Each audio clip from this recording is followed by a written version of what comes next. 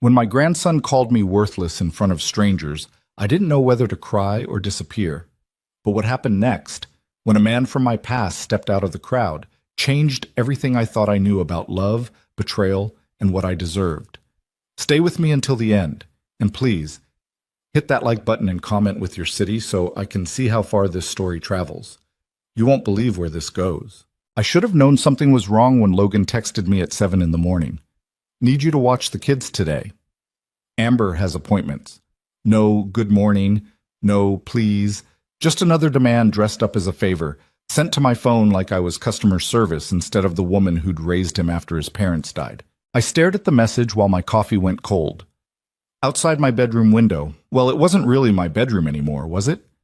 It was the spare room in Logan and Amber's house, the one they'd so generously offered when I sold my home to help with their down payment 3 years ago. The room where I lived rent-free, they reminded me, as if my silence didn't cost more than money ever could. Of course, I typed back. What time? The response came immediately. Already on our way. Be there in 10. I didn't even have time to get dressed properly. I was still in my bathrobe when they pulled into the driveway, car doors slamming like accusations. Mason and Riley burst through the front door first, 7 and 5 years old, beautiful and loud, and completely unaware that their great-grandmother was slowly disappearing into the wallpaper of their lives. Grammy! Riley launched herself at my legs, and for a moment everything else fell away. This was why I stayed. This was why I'd given up everything, wasn't it? Logan barely looked at me as he walked past, already on his phone. Amber followed, her expression pinched in that permanent way she had, like the world was a personal inconvenience. They've already had breakfast, Amber said, not to me exactly, but toward the general space I occupied. Mason has soccer at 2. Don't let him have sugar before. And Riley needs to practice her sight words. Of course, I said, smoothing Riley's hair. We'll have a good day, won't we, sweetheart? There's laundry in the dryer, Amber added, checking her reflection in the hallway mirror. And if you could start dinner, we'll be back late. Just something simple. Something simple. Like the roast I'd made last week that Logan barely touched before ordering pizza. Like the casserole I'd spent all afternoon on that Amber picked at and then fed to the dog. I was actually planning to run some errands this afternoon, I said quietly. I need to pick up my medication from We really need you here today, Evelyn. Logan finally looked up from his phone, and there was something in his tone. Not anger, exactly. Worse. Impatience. Like I was a problem that kept interrupting his schedule. You know how crazy things are right now. Evelyn. Not Mom. Not even Grammy. Just my name, flat and distant. He'd stopped calling me Mom 2 years ago. I'd noticed, of course. Grieved it quietly in that room upstairs that wasn't mine. But I never said anything because what would I say? That it hurt? That every time he said my name like that, something inside me withered a little more? Tomorrow then, I said. I'll go tomorrow. Amber was already heading for the door, keys jangling. Oh, and Evelyn, try to keep them quiet this time. The neighbors complained about the noise last week. They were children, playing in the backyard. But I nodded, because that's what I did now. I nodded and smiled and made myself smaller and smaller until sometimes I wondered if I even existed at all. The door closed. The house settled into its expensive silence. Grammy, can we make cookies? Riley tugged at my robe. Not today, sweetheart. Your mom said no sugar for Mason. But you're not having sugar. Just us. I looked down at her eager face, so innocent, so completely unaware that I had no authority in this house. No rights to the kitchen I cleaned every day. No say over the children I loved more than my own life. How about we read instead, I suggested. You can show me those sight words. Her face fell, but she didn't argue. Already learning, at 5 years old, that Grammy's promises didn't mean much.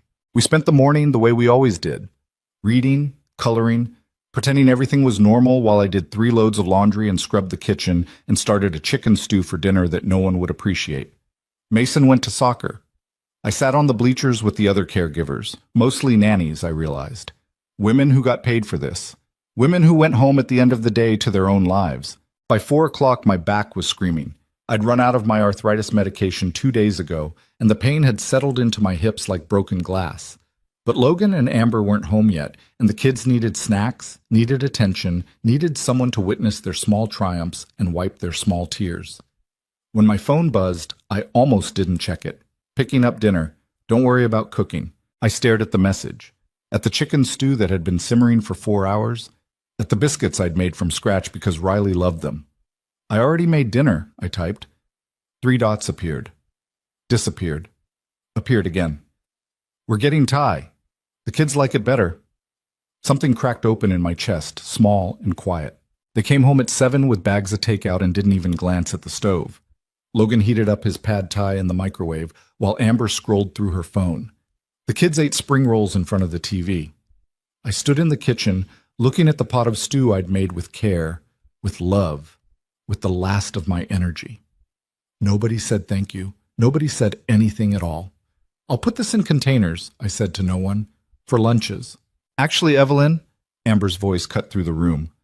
We're trying to eat cleaner, less heavy food. Maybe don't cook things like that anymore? I turned off the stove, covered the pot, went upstairs to the room that wasn't mine and sat on the edge of the bed that wasn't mine and tried to remember when I'd stopped mattering. Miss. The grocery store incident happened 3 days later. I'd been putting it off, the medication run, because asking to borrow the car had become its own kind of humiliation. But I was completely out of pills now, and the pain in my joints was getting hard to hide. I need to run to the pharmacy, I said that morning, trying to sound casual. And pick up a few things. Logan was at the kitchen table, laptop open. Can it wait? Amber needs the car this afternoon. I'm out of my medication. He sighed, that specific sigh that meant I was being difficult. Fine, but make it quick, and we need groceries anyway. Here. He pulled out his credit card, set it on the counter between us like a business transaction. Get what's on the list. And Evelyn? Stay on budget this time. Last week I'd bought real butter instead of margarine. Splurged on strawberries because Riley loved them. The total had come to $37 over what Logan had allocated, and he'd mentioned it 3 times. Of course, I said. I took the card, took the list, took what was left of my dignity, and went to the store. The pharmacy was crowded. I waited 20 minutes for my prescription, standing because all the chairs were full, trying not to wince every time I shifted my weight. When they finally called my name, the price had gone up. Insurance changed their coverage, the pharmacist explained. It's $47.80 now instead of $30. I thought about the grocery budget, about Logan's face when the total was over, about how explaining would sound like making excuses. That's fine, I said. It wasn't fine. It meant I'd have to be strategic with the groceries, skip things that weren't absolutely necessary. I moved through the store with my calculator app open, adding and subtracting, putting back the coffee creamer I liked, the brand name cereal, the crackers that weren't on sale. I was $3.50 under budget when I saw them. Blueberries. Riley's favorite. Not on the list, but she'd asked about them yesterday, her small face so hopeful. Do we have any blueberries, Grammy? They were $4.99 for the small container. I stood there for a full minute doing the math. If I put back the chicken breasts and bought the cheaper ground beef instead. If I skipped the lettuce and made soup from the cabbage that was on sale. I put the blueberries in my cart. The checkout line was long. I stood behind a young mother with twins in her cart, watching her juggle a phone call and a fussy baby and coupons, and I felt this unexpected kinship. We were both so tired, both doing our best with what we had. When it was my turn, I started loading groceries onto the belt, organizing them the way I always did. Cold items together, produce separate, canned goods at the end. The cashier was efficient, scanning items without looking up. $178.63, she announced. My stomach dropped. I'd calculated $165, even with the blueberries, even with, actually, I said, my voice smaller than I meant it to be. Could you check? I thought it would be less. She sighed, the sound of someone who'd been on her feet too long. The chicken's not on sale anymore. Sale ended yesterday. And the bread rang up full price. The tag must have been wrong. Behind me, someone cleared their throat. The line was backing up. I looked at the groceries, already bagged, at the card reader waiting, at the people behind me, impatient and faceless. Okay, that's okay. I swiped Logan's card. Declined. The word appeared on the screen like a slap. Try again, the cashier said, not unkindly. I did. Same result. Do you have another card? My purse. I had maybe $20 in my wallet. My own bank account had $73 in it, money I'd been saving for. I didn't even know what for anymore. A future that kept shrinking. Could we maybe take off a few items? I asked. The blueberries and Evelyn? I turned, and there was Logan and Amber, both of them standing in line behind me like witnesses to an execution. What's going on? Logan's voice was tight. The card, it declined. I don't know why. I was under budget, but the prices, Jesus Christ. He stepped forward, took the card from my shaking hand. How much? $178.63, the cashier repeated. I gave you $165. Logan's face was red now, that angry flush I'd learned to fear. What part of stay on budget did you not understand? The sale prices changed, and I didn't— Evelyn, Amber's voice was ice. We've talked about this. We can't keep covering your mistakes. My mistakes. The words landed like stones. I have money, I said quickly, fumbling for my wallet. I can pay the difference. I just need to— Oh, so you have money for groceries, but not for rent? Logan's voice was rising. People were staring now, the whole line watching this family drama unfold in the produce section. We let you live with us rent-free, and you can't even follow a simple grocery list? I do pay rent. The words came out before I could stop them. I watch the kids every day. I clean your house. I cook your meals you don't even eat. I gave you $50,000 for your down payment. That was a gift, Amber cut in. You offered. We never asked you to sell your house. The lie was so smooth, so practiced, that for a moment I almost believed it myself. Almost forgot the conversations where they'd explained how hard it was for young families these days, how much they needed help, how we were family and family helped each other. How I'd signed the papers thinking I was securing their future, not realizing I was erasing my own. Ma'am? The cashier looked uncomfortable. Do you want to put some items back, or— She can't afford it. Logan grabbed the bags off the counter. The whole thing. Put it back. Logan, please. I reached for him. For the groceries, for something solid to hold on to. You're useless, you know that? He was really yelling now, his face inches from mine. We took you in because we felt sorry for you, because we thought you could at least help with the kids, earn your keep. But you can't even buy groceries without fucking it up. The store had gone quiet. Everyone was watching. The young mother with the twins, the teenage cashier, the manager heading our way. I felt myself fracturing. You're a burden, Amber added, softer but somehow worse. We've tried to be patient, but honestly, Evelyn, we're tired. We can't keep carrying you, carrying me. As if the weight of my grief, my exhaustion, my slowly disappearing self was something they'd volunteered to shoulder instead of something they'd systematically loaded onto my back until I couldn't stand up straight anymore. I couldn't breathe, couldn't think, couldn't— Excuse me. A voice, calm and deep, came from somewhere behind the gawking crowd. I believe this is a simple misunderstanding. A man stepped forward, tall, silver-haired, dressed in a casual elegance that spoke of comfort rather than showiness. He was older, my age, maybe a bit more, with eyes that were startlingly blue and somehow familiar in a way that made my chest ache. He looked at Logan, at Amber, at the groceries scattered across the counter. Then he looked at me, and I stopped breathing altogether. Evelyn? His voice cracked just slightly. Evelyn Mercer? I knew that voice. Knew it from a lifetime ago, from before loss had carved me hollow, from nights dancing in the high school gym and promises whispered under stars we thought would shine forever. Caleb? The name came out like a prayer, like a question, like the answer to something I'd stopped asking. He smiled, and 47 years disappeared in the space of a heartbeat. Let me get these groceries, he said, never taking his eyes off mine. He pulled out a credit card, black, heavy, real, and handed it to the cashier. To Logan and Amber, he said nothing at all. Just dismissed them with the kind of silence that spoke louder than shouting ever could. The transaction completed. The bags were handed over.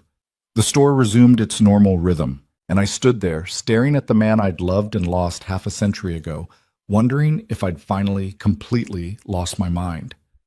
"Do you have time for coffee?" Caleb asked, his voice gentle. "I think we have some catching up to do." Behind me, Logan was sputtering something about interference, about family business, about how dare he. But I wasn't listening anymore. For the first time in 3 years, maybe longer, I made a choice that was only mine. "Yes," I told Caleb Whitmore, the boy who'd asked me to marry him in 1978, the man who'd vanished from my life like smoke. "I'd like that very much." The coffee shop was small and warm, the kind of place that smelled like cinnamon and second chances.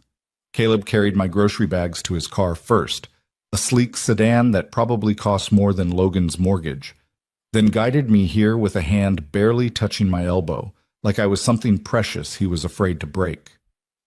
We sat by the window.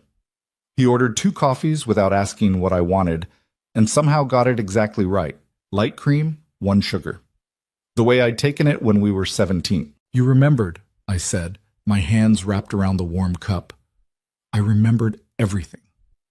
His eyes were so blue it hurt to look at them. "Evelyn, God, I can't believe it's really you." I looked different. I did. I knew I did. The girl he'd known was gone, replaced by this tired woman with gray hair and arthritic hands and shame written into every line of her face. "You look exactly the same to me." The lie was kind. I took it. "What happened back there?" Caleb said carefully. "At the store. That man. Your son. Grandson." The word tasted bitter. "Logan. His parents, my daughter, and her husband. They died when he was 12, car accident. I raised him." "And he treats you like that?" I looked down at my coffee, watched the cream swirl and settle. "It's complicated. It looked pretty simple to me. You don't understand. They took me in when I had nowhere else to go. I sold my house to help them buy theirs.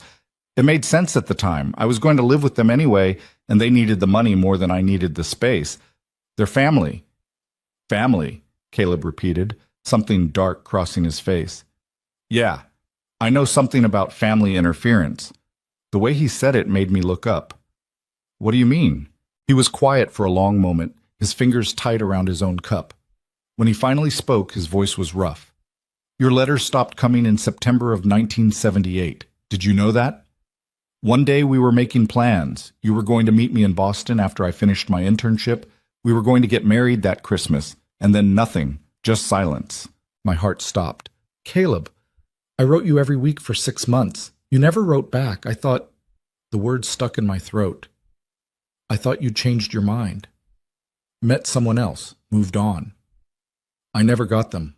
Any of them." His jaw was tight. "I wrote you 53 letters, Evelyn. I counted.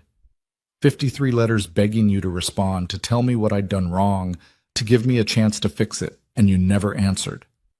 The coffee shop tilted. "I never received them. I know that now." "How? Who?" "My father." The words came out flat. "And yours. I found out years later, after Dad died. There was a box in his study, hidden behind his law books. Every letter you ever sent me, every letter I ever sent you, all of them stopped before they could reach us." I couldn't breathe, couldn't process what he was saying. "Why?" "Because I wasn't good enough." Caleb's smile was bitter.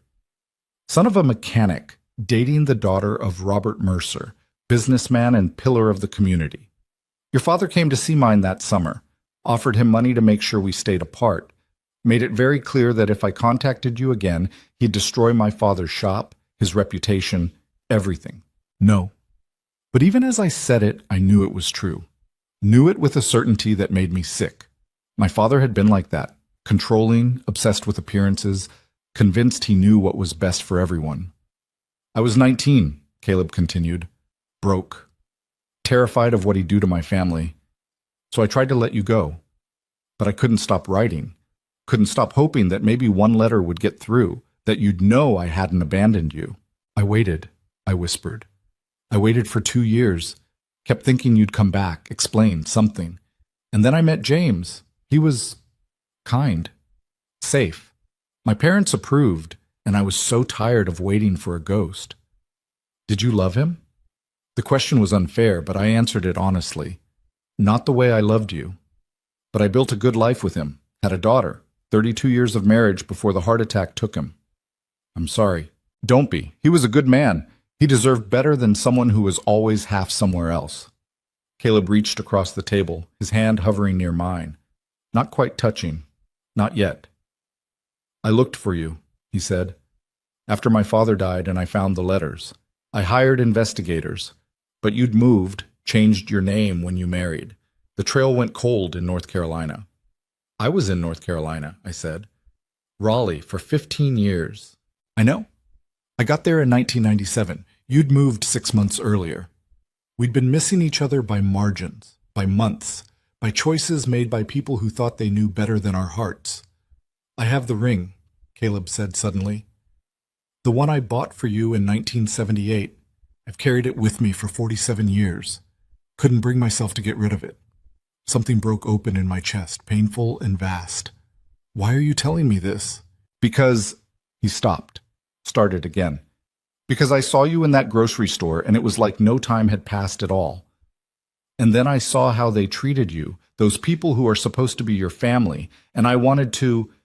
His hands clenched. You're living with them? In their house? I don't have anywhere else. Evelyn. He said my name like it hurt. What happened to you? The girl I knew? She would never let anyone treat her like that. The girl you knew had options. My voice cracked. She had a house and savings and a daughter who called every week. She hadn't spent the last 3 years shrinking herself to fit into corners of other people's lives. Then stop shrinking.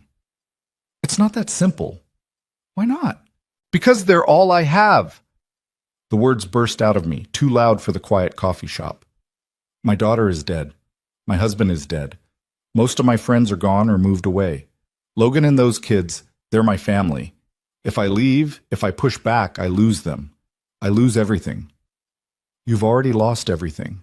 Caleb's voice was gentle but unyielding. You've lost yourself. I can see it, Evelyn. You're disappearing right in front of me. I wanted to argue, wanted to defend the choices I'd made, the sacrifices that had seemed so noble, so necessary. But I couldn't, because he was right. We sat in silence while my coffee went cold and the afternoon light shifted through the windows. Other customers came and went. The barista wiped down tables. The world kept turning while mine reorganized itself into something I didn't recognize. Come stay with me, Caleb said finally. I looked up, startled. I have a house, on the lake, about 30 miles from here. 5 bedrooms, most of them empty. I've done well for myself, Evelyn. Really well.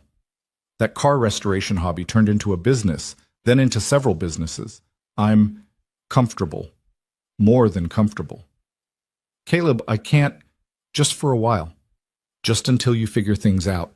No obligations, no expectations, just a place where you're wanted instead of tolerated.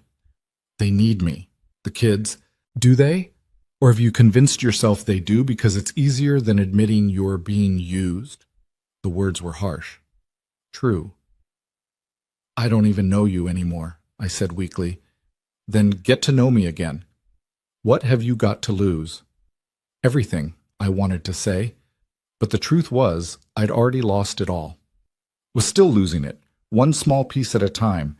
Every day I stayed in that house that wasn't mine, with people who'd learned to love my labor more than my presence. My phone buzzed, a text from Amber.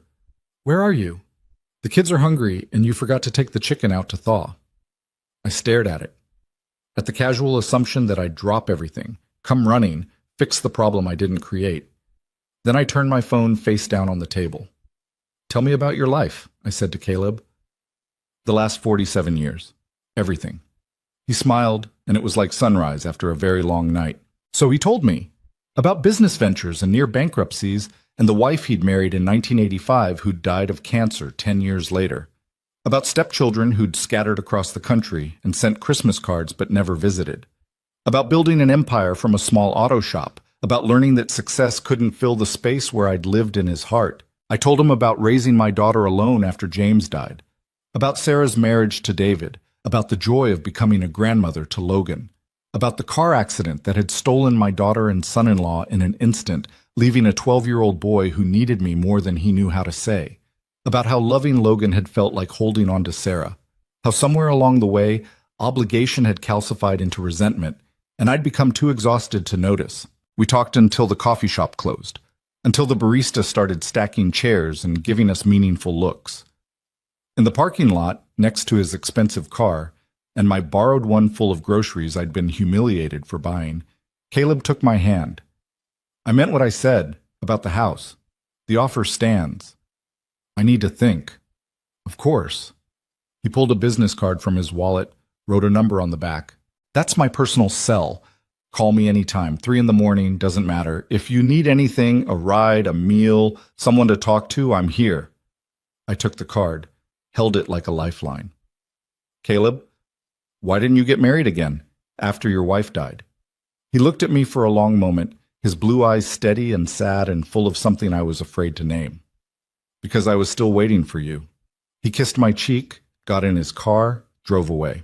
I stood there until his taillights disappeared, then got into Logan's car with the groceries that had cost me my dignity and drove back to the house that had never been a home. The lights were on. Through the kitchen window, I could see Amber at the stove, cooking something from a box. Logan on the couch with his phone. The kids in front of the TV. My family. All I had left. I sat in the driveway with the engine running and Caleb's card in my hand and tried to remember the last time Logan had asked how I was feeling. The last time Amber had said thank you. The last time either of them had treated me like a person instead of a service they'd stopped appreciating. I couldn't. The front door opened.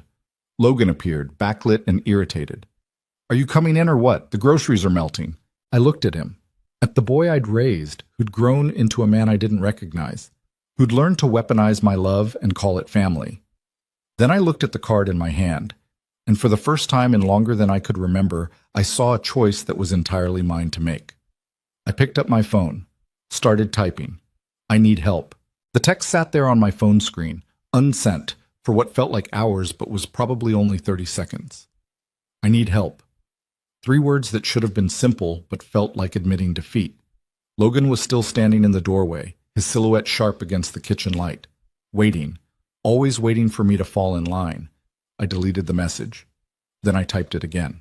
My thumb hovered over the send button while my heart hammered against my ribs. This was ridiculous. I was 67 years old, not some damsel in distress.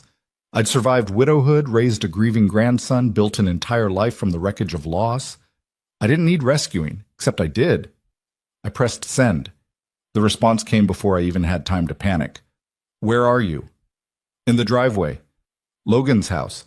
I'm 20 minutes away. Can you wait that long? Could I? Logan was walking toward the car now, his face twisted in that particular expression of annoyance I'd learned to dread. Yes. I shoved the phone in my pocket and got out, grabbing grocery bags like armor. What the hell took so long? Logan pulled bags from the trunk without looking at me. We've been waiting for an hour. I ran into an old friend. We talked. You talked. He said it like I'd confessed to robbing a bank. Meanwhile, we're sitting here starving because you decided to have a social hour? Amber's cooking. I can see her through the window. Yeah, cooking frozen pizza because you forgot to take out the chicken like you were supposed to. I hadn't been supposed to do anything.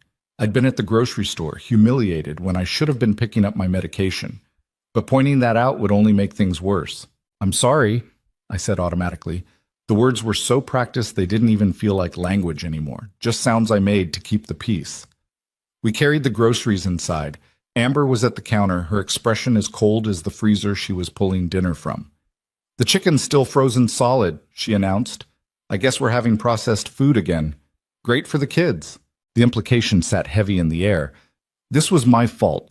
Their children eating preservatives and sodium was my fault because I dared to take an hour for myself.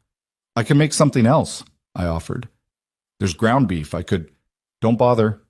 Logan dropped the bags on the counter with more force than necessary. Who was this old friend anyway? I hesitated, and that hesitation was a mistake.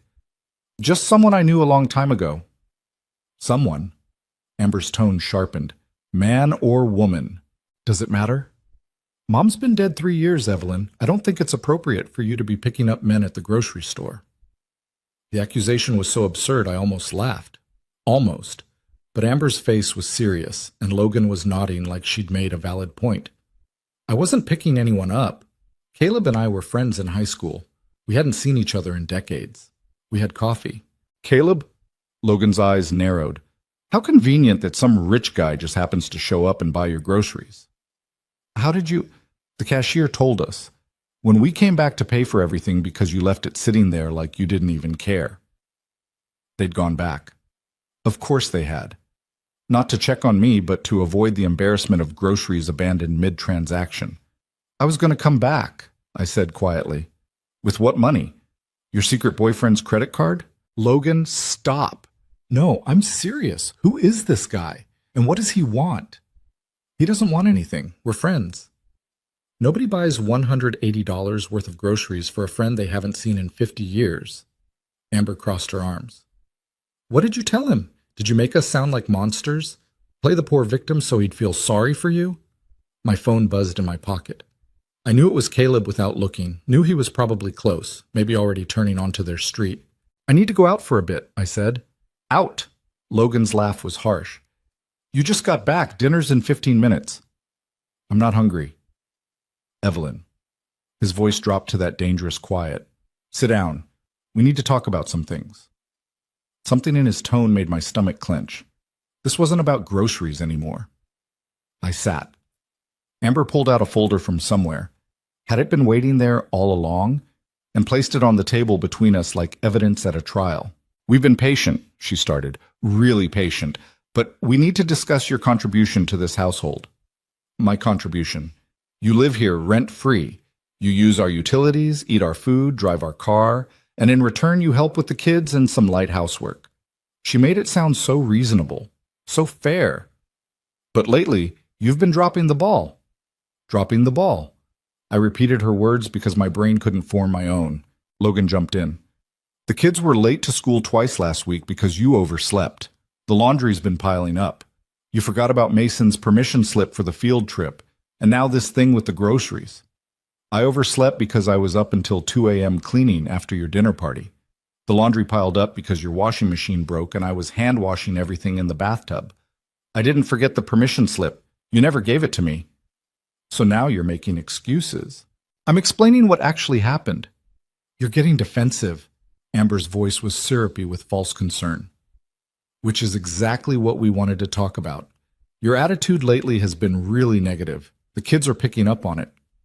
My hands were shaking. I gripped the edge of the table to steady them. What do you want from me? We want you to step up. Logan leaned forward. You're part of this family. That means pulling your weight. I watch your children 40 hours a week. I clean your house.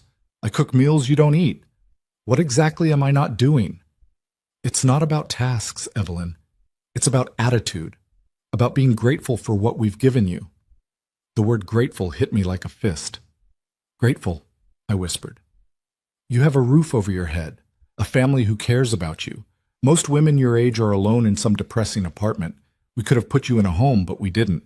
We welcomed you into our lives. I gave you $50,000. The room went silent. That was a gift, Amber said carefully. You said so yourself. You wanted to help us buy this house. Because you said you needed it. Because you said it would be my house too, that I'd always have a place here. And you do. Logan's jaw was tight. But gifts don't come with strings attached. You can't hold that over us every time we try to have a conversation about household responsibilities. Responsibilities. The laugh that came out of me was broken. Is that what you call it? What would you call it? The honest answer sat in my throat like glass. Slavery. Erasure. A slow theft of everything I used to be. But saying it out loud would make it real, would burn a bridge I wasn't sure I was ready to cross. My phone buzzed again. Is that him? Logan's eyes were hard. Your new boyfriend? He's not my boyfriend. Then why does he keep texting you? Maybe because he's one of the few people who's been kind to me lately. Kind. Amber's laugh was sharp. He bought you groceries one time and you think he's kind. You know what kind men do, Evelyn. They want something. And a woman your age with no money, no home of her own, you're vulnerable. Easy prey. Don't talk to me like I'm a child. Then don't act like one. Logan stood up, looming over me. running off to have coffee with strange men, coming home late, neglecting your responsibilities. If you want to live here, there are rules. Rules. Yes, rules.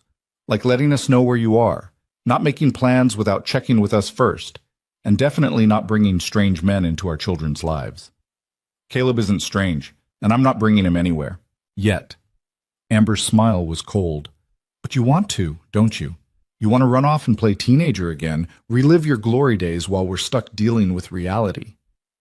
My glory days. The words tasted bitter. Is that what you think this is about? Isn't it? Logan sat back down, his voice softening into something worse than anger, pity.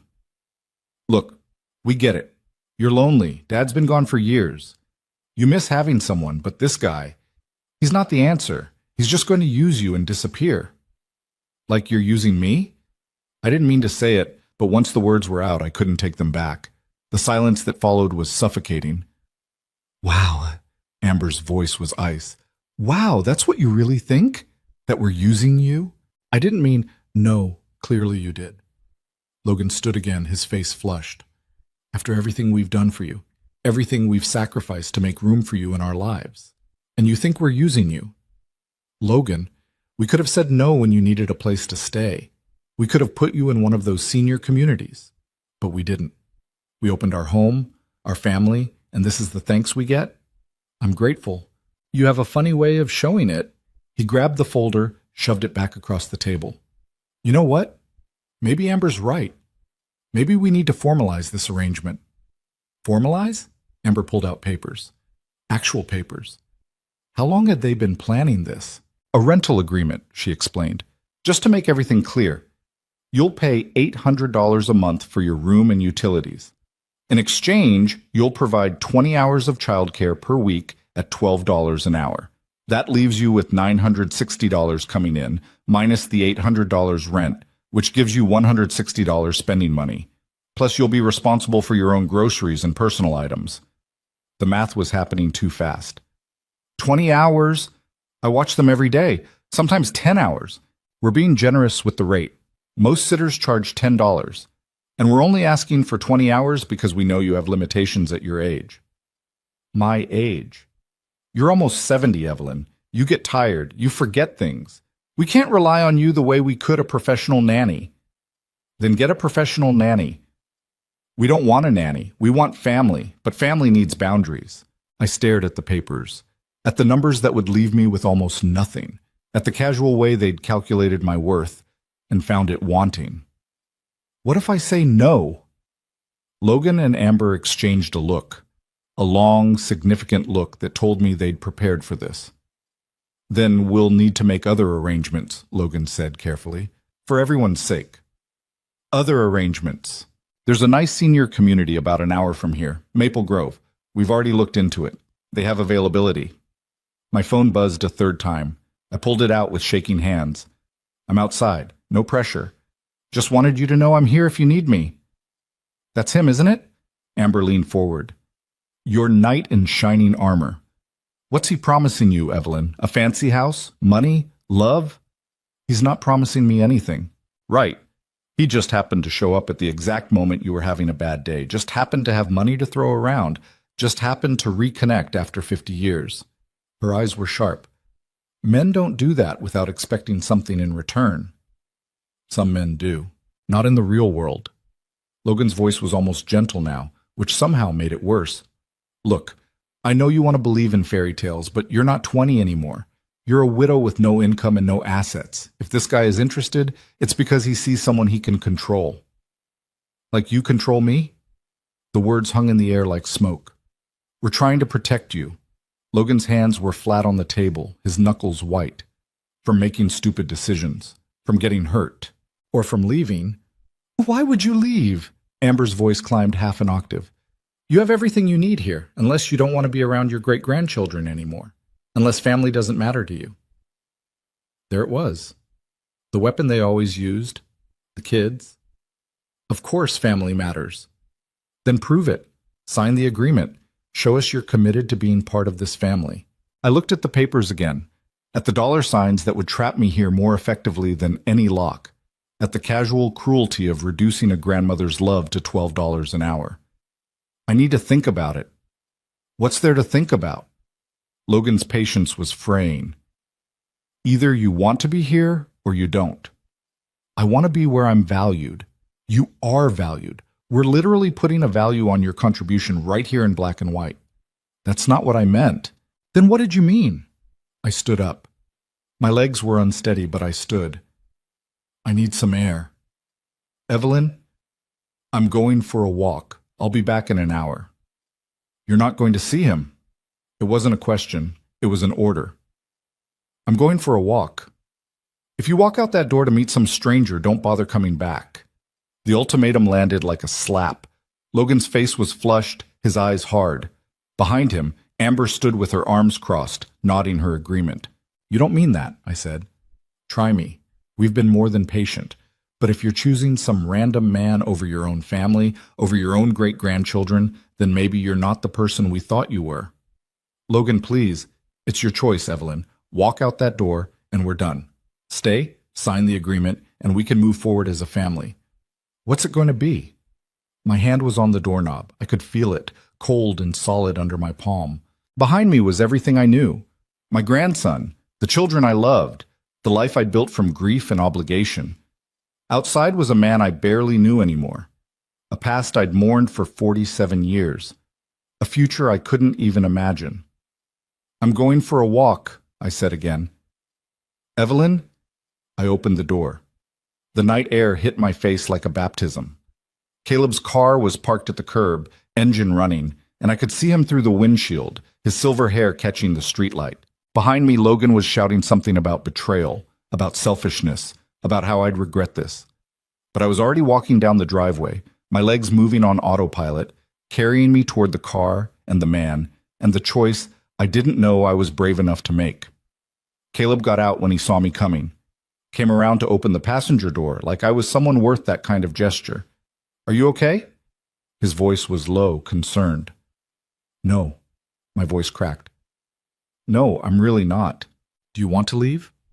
I looked back at the house, at Logan standing in the doorway, backlit and furious, at Amber beside him, her phone out, probably already texting her mother, building the narrative of my abandonment. I don't know, I whispered. That's okay. You don't have to know right now. Caleb's hand was gentle on my elbow. Why don't we just drive? No destination. Just away from here for a bit. I got in the car. The door closed. The engine hummed. And just like that, I was leaving. We drove in silence for the first 10 minutes. I watched the familiar streets of Logan's neighborhood fade into arterial roads, then highway. Caleb didn't ask where we were going, didn't push for explanations, just drove with one hand on the wheel and the other resting on the center console, close enough to take if I needed it. I didn't take it, but knowing it was there helped. They want me to sign a contract, I said finally. Pay rent. Get paid for childcare at a rate that barely covers the rent. Live by their rules. That's not how family works. Isn't it? I turned to look at him. How does family work, Caleb? Because I thought I knew, and clearly I was wrong. Family supports each other, respects each other. They don't... He stopped, jaw tight. They don't nickel and dime you for loving their children. They think you're using me. Of course they do. They think I'm stupid for trusting you. Are you? Trusting me? I didn't answer right away. Watched the road unreal ahead of us, white lines blurring in the darkness. I don't know what I'm doing, I admitted. I got in your car. I left. But I don't know what that means. It doesn't have to mean anything yet. Caleb's voice was steady. It can just be a drive. But it wasn't just a drive. We both knew it. The lake house appeared like something from a dream, set back from the road, surrounded by trees with lights glowing warm through wide windows. The kind of place I used to imagine when I was young and still believed in happy endings. This is yours? I asked. This is mine. He pulled into the driveway, killed the engine. Built it 15 years ago, after Catherine died. Needed a project. Something to do with my hands that wasn't work. It's beautiful. It's lonely. He said it simply, without self-pity. Just fact. But it's quiet. Peaceful. Good for thinking. We sat in the car for a long moment, neither of us moving. They gave me an ultimatum, I said quietly. Logan and Amber. Said if I left to meet you, I shouldn't come back. Jesus. Caleb's hands tightened on the steering wheel. They think I'm choosing you over family. Are you? I'm choosing me. The words surprised me as much as they seemed to surprise him. For the first time in maybe forever, I'm choosing me. Then come inside. He turned to face me fully. Not forever, not even for tonight if you don't want. But come inside, have some tea, let me show you what choosing yourself could look like. So I went inside. The house was everything their house wasn't. Warm where theirs was cold. Lived in where theirs was sterile. There were books everywhere and photos of people I didn't recognize, and dishes in the sink that said someone actually used this kitchen for more than reheating takeout. Sorry about the mess. Caleb cleared newspapers off the couch. I wasn't expecting company. It's perfect. And it was. It was perfectly imperfect, perfectly real. He made tea, remembered I liked chamomile without asking, and we sat in his living room with the lake visible through the windows, dark and vast and somehow comforting. Tell me about them, Caleb said. Your grandson, his wife. How did it get this bad? So I told him about the funeral and the grief and the 12-year-old boy who'd needed me so desperately. About raising Logan through adolescence, through college, through his wedding to Amber 3 years ago. About the gradual shift from gratitude to expectation, from love to obligation. When did you realize, Caleb asked quietly, that they didn't really want me, or that I'd let it happen? Either. Both. I thought about it, really thought. There was this moment at about 6 months ago. Riley, that's my great-granddaughter, she's 5. She made me a card at school, Mother's Day card. Brought it home so proud, wanted to give it to me. And Amber took it. Said Riley had made a mistake, that I wasn't her mother, that the card was for Amber. Christ. Riley cried. I told her it was okay, that Grammy wasn't sad. But I was. I was devastated. And I didn't say anything.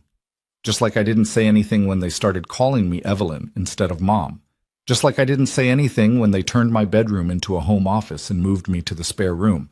Just like I haven't said anything about 1,000 tiny cuts that have been bleeding me out for years. Why didn't you leave? Where would I go? I sold my house. Most of my friends have died or moved to be near their own kids. I have $2,000 in savings because I keep giving Logan money when he says they're tight.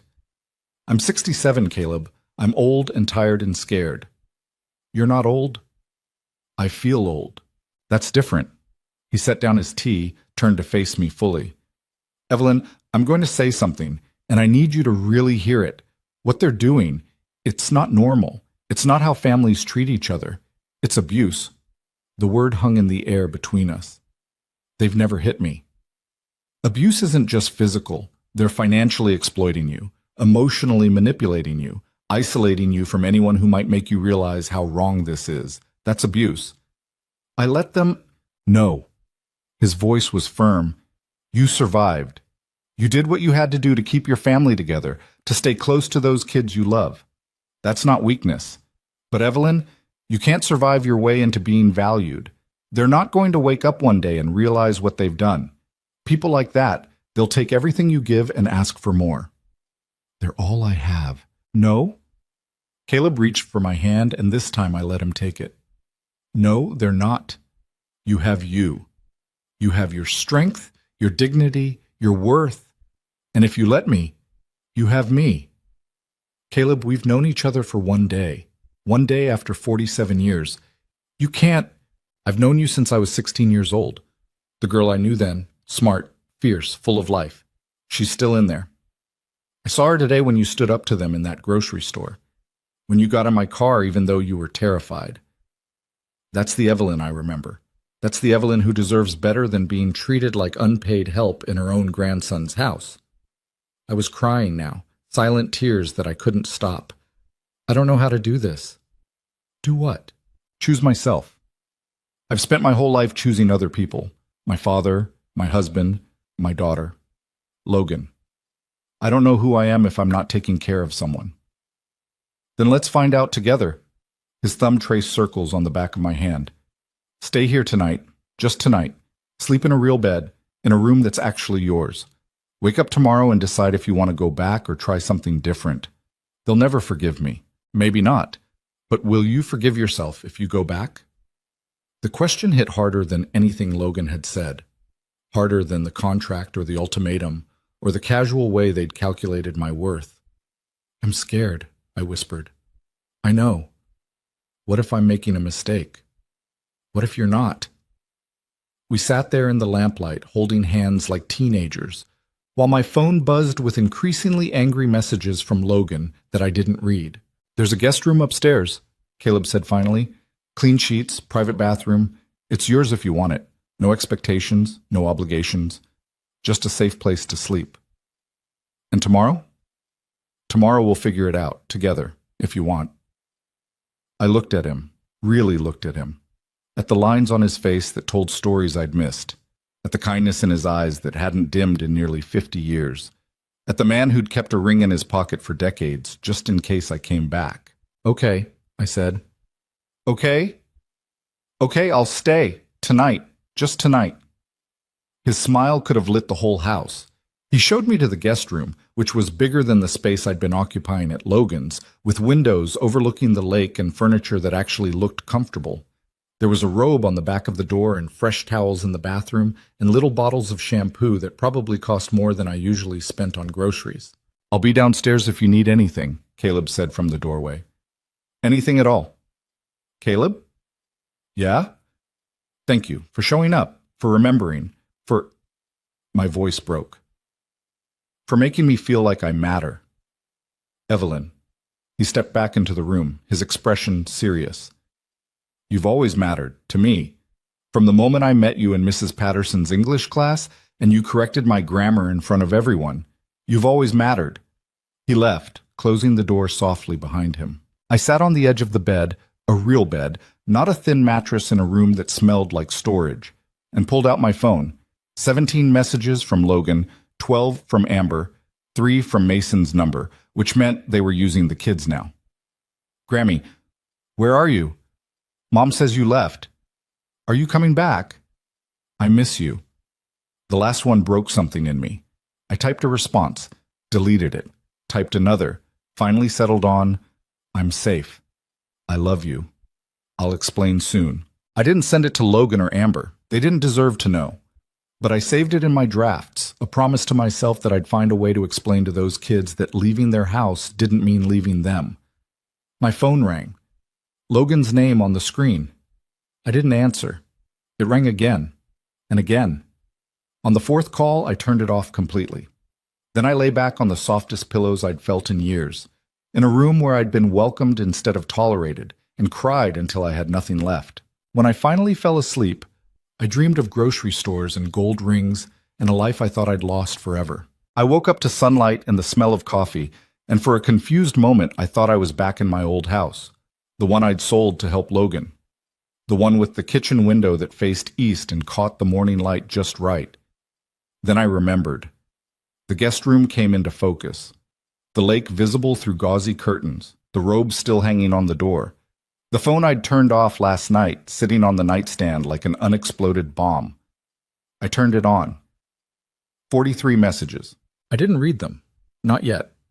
Instead, I got up, used the bathroom with its impossibly soft towels, and made my way downstairs following the coffee smell like a lifeline. Caleb was in the kitchen, reading the paper at a breakfast table set for 2. He looked up when I came in, and his smile was so genuinely happy to see me that I almost started crying again. Good morning, he said. I wasn't sure if you were a breakfast person, so I just made coffee. But I have eggs, toast, cereal, whatever you want. Coffee's perfect. He poured me a cup, remembered the cream and sugar without asking. We sat across from each other in the morning light, and it felt so normal, so easy, that I kept waiting for the catch. Did you sleep okay? He asked. Better than I have in years. It was true. My back didn't hurt, my hips didn't ache. I'd slept 8 hours straight without waking up to check on phantom children or worry about what needed to be done in the morning. Good. He folded his paper, gave me his full attention.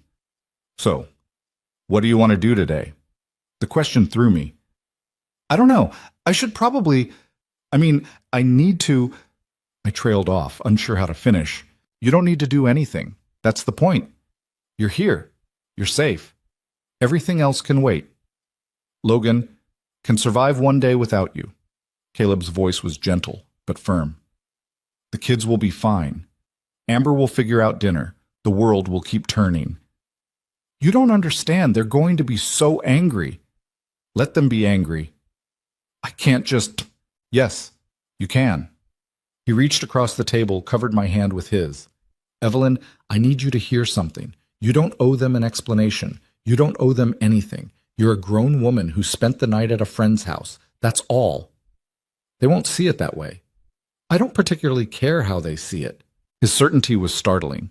I'd spent so long tiptoeing around Logan's feelings, managing Amber's moods, making myself smaller to avoid conflict. The idea that someone simply didn't care about their opinion felt revolutionary. I should at least call, I said weakly. If you want to, but not because you have to. Not because you're afraid of what happens if you don't. I looked at my phone, at the notification bubbles that kept multiplying. I'm terrified, I admitted. Of what? Of everything. Of them hating me. Of losing the kids. Of making a mistake I can't take back. What if the mistake is going back? There was that question again, the one I didn't have an answer for. Caleb stood up, started clearing dishes even though we'd barely eaten. I have an idea. There's a place I want to show you. Will you come with me? Where? It's a surprise, but I promise you'll like it. I should have said no. Should have dealt with my phone, with Logan, with the mess I'd left behind. But something in Caleb's eyes made me want to say yes. Made me want to be the kind of person who could go somewhere just because, without clearing it with anyone first. Okay, I said. We drove for about 40 minutes, out past the suburbs into actual countryside. Fields and farms, and the kind of open space I'd forgotten existed. Caleb kept up a steady stream of conversation. Nothing heavy, just stories about his business, his travels, the years I'd missed. He made me laugh twice, which felt like a small miracle. When we pulled up to a small white house with a for sale sign out front, I was confused. What's this? This, Caleb said, is possibility. He got out, gestured for me to follow. The house was tiny, maybe 1,200 square feet, but it sat on at least an acre of land with gardens run wild and an old oak tree in the front yard that had probably been there for 100 years. I saw the listing last week, Caleb explained. Been thinking about buying it as an investment property. Thought you might want to see it. Why would I want to see a house you're buying? He didn't answer, just pulled out a key. He'd already arranged a viewing, I realized, and opened the front door. The inside needed work. The wallpaper was peeling, the floors were scratched, the kitchen was straight out of 1987.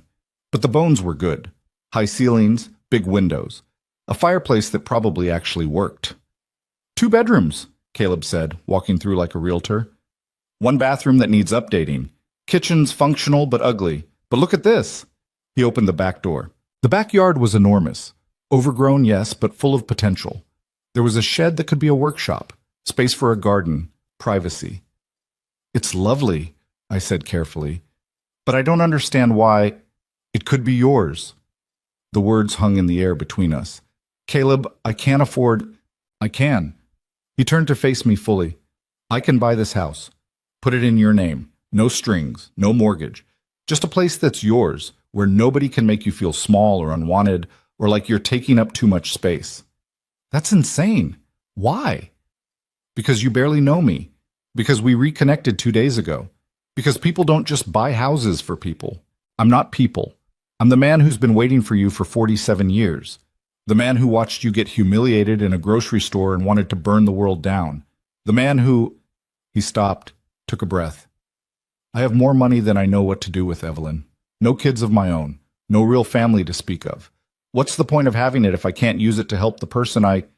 He caught himself. To help you. You were going to say love? Yeah, I was. He didn't look away. I know it's fast, I know it's crazy, but I loved you when we were 17, and I loved you when I was 25 and searching for you, and I loved you when I was 40 and still sleeping on one side of the bed just in case. So yes, I love you. And I want to buy you a house. Sue me. I couldn't breathe. The words were too big, too much, too impossible. I can't accept this. Why not? Because it's too much. Because I don't deserve. Stop. His voice was sharp. Stop right there. You deserve everything. You deserve a place to live where you're not paying rent to your own grandson. You deserve to wake up in the morning and not immediately start serving other people. You deserve to matter. I barely have any money saved. I couldn't pay you back. I don't want you to pay me back. Caleb is... Think about it, please. Just think about it. He pulled out his phone, showed me photos of the listing. It needs work, but that could be fun. You could choose the paint colors, the fixtures, make it exactly what you want. No committees, no asking permission. The idea was intoxicating and terrifying. What about Logan? What about him? He'll think I'm choosing you over him. Aren't you? The question was fair, and I didn't have a good answer. We walked through the rest of the house in silence. I tried to imagine it, me, living here alone, making coffee in my own kitchen, reading in that window seat without someone asking me to watch the kids, choosing when to see my family instead of being available every moment of every day. It felt selfish and absolutely necessary. I need to think, I said finally. Of course. And I need to talk to Logan, clear the air. Are you sure that's a good idea? He's my grandson. I can't just disappear from his life. Caleb's expression was skeptical, but he didn't argue. We locked up the house, drove back in heavier silence than we'd come. When we pulled into his driveway, there was a car I recognized parked on the street. Logan's car. My stomach dropped. Stay in the car, Caleb said, already reaching for the door handle. But it was too late. Logan was out, striding across the lawn with Amber right behind him, her phone out and recording. There you are. Logan's voice was loud, designed to carry, to create witnesses. Do you have any idea how worried we've been? I got out of the car slowly. Logan, I'm fine. I just needed some space. Space? He laughed, harsh and bitter. You needed space, so you ran off with some stranger and didn't tell anyone where you were? I'm not a stranger. Caleb came around the car, putting himself slightly between Logan and me. And your grandmother is a grown woman who doesn't need to check in with you. Who the hell are you to tell me about my grandmother? I'm the person who actually cares about her well-being, which is more than I can say for you. Logan's face went red. You don't know anything about our relationship. I know you made her cry in a grocery store. I know you treat her like hired help. I know she deserves better than you're giving her. This is family business. Stay out of it. She's standing right here, I said quietly. Maybe you should talk to me instead of about me. Both men turned to look at me. Logan's expression was fury, barely contained. Caleb's was concern. Fine. Logan crossed his arms. Let's talk. About how you abandoned your great-grandchildren without a word.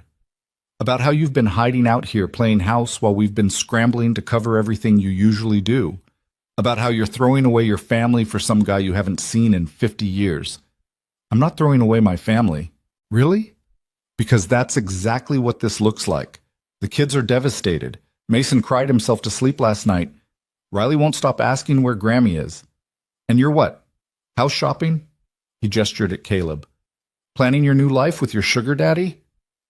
Watch your mouth. Caleb's voice was dangerous. Or what? You'll buy her love even more obviously? Jesus, Evelyn, can't you see what's happening here? This guy shows up with money and attention right when you're vulnerable, and you're falling for it like a teenager.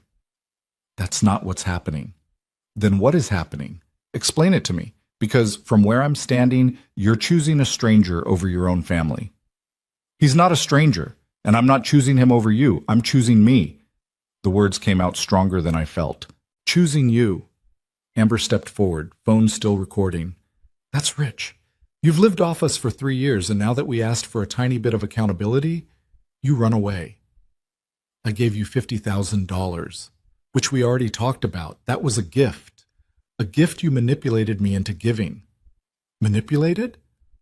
Amber's eyes went wide, her voice climbing into outrage. Wow, so now we're abusers? We manipulated you into helping your own family? You told me I'd always have a home with you, that it would be my house too. Then you turned around and started charging me rent. To teach you responsibility. I'm 67 years old. I don't need lessons in responsibility from a 32-year-old who can't remember to take chicken out of the freezer.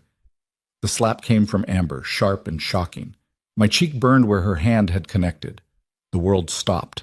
Caleb moved toward her, but I held up my hand. My cheek was throbbing, but my voice was steady.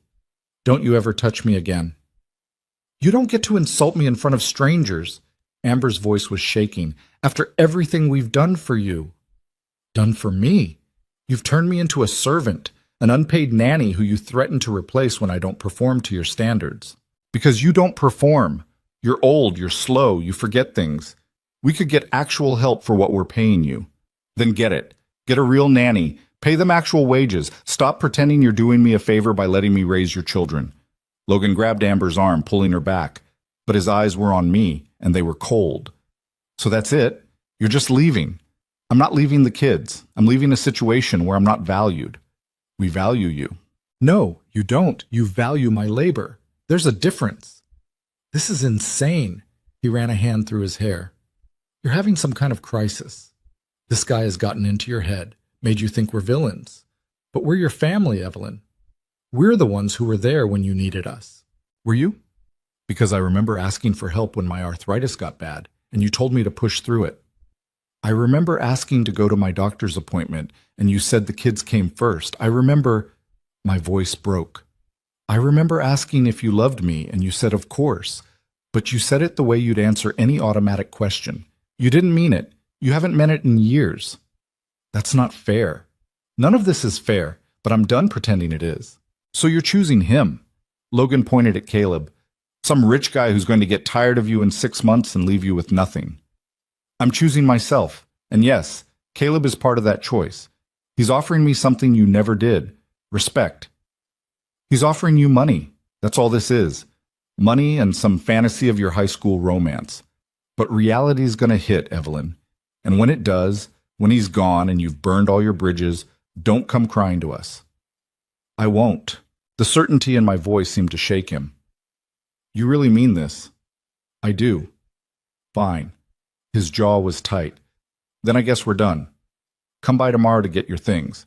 After that, you're not welcome in our house. Logan? No, you made your choice. Live with it. He turned to Amber. Come on. We're leaving. The kids? I started. The kids will be fine without you. They'll forget you in a month. The cruelty of it took my breath away.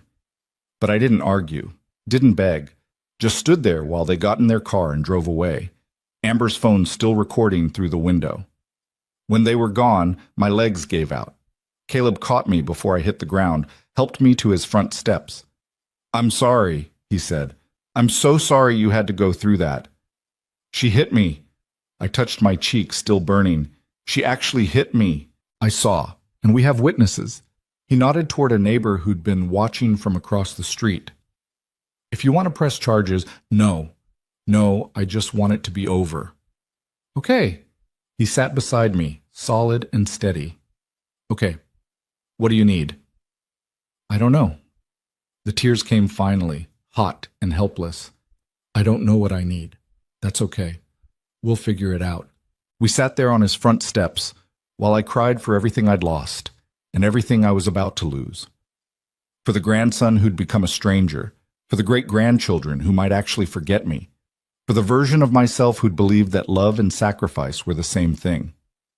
When I finally stopped crying, the sun was setting over the lake, painting everything in shades of pink and gold.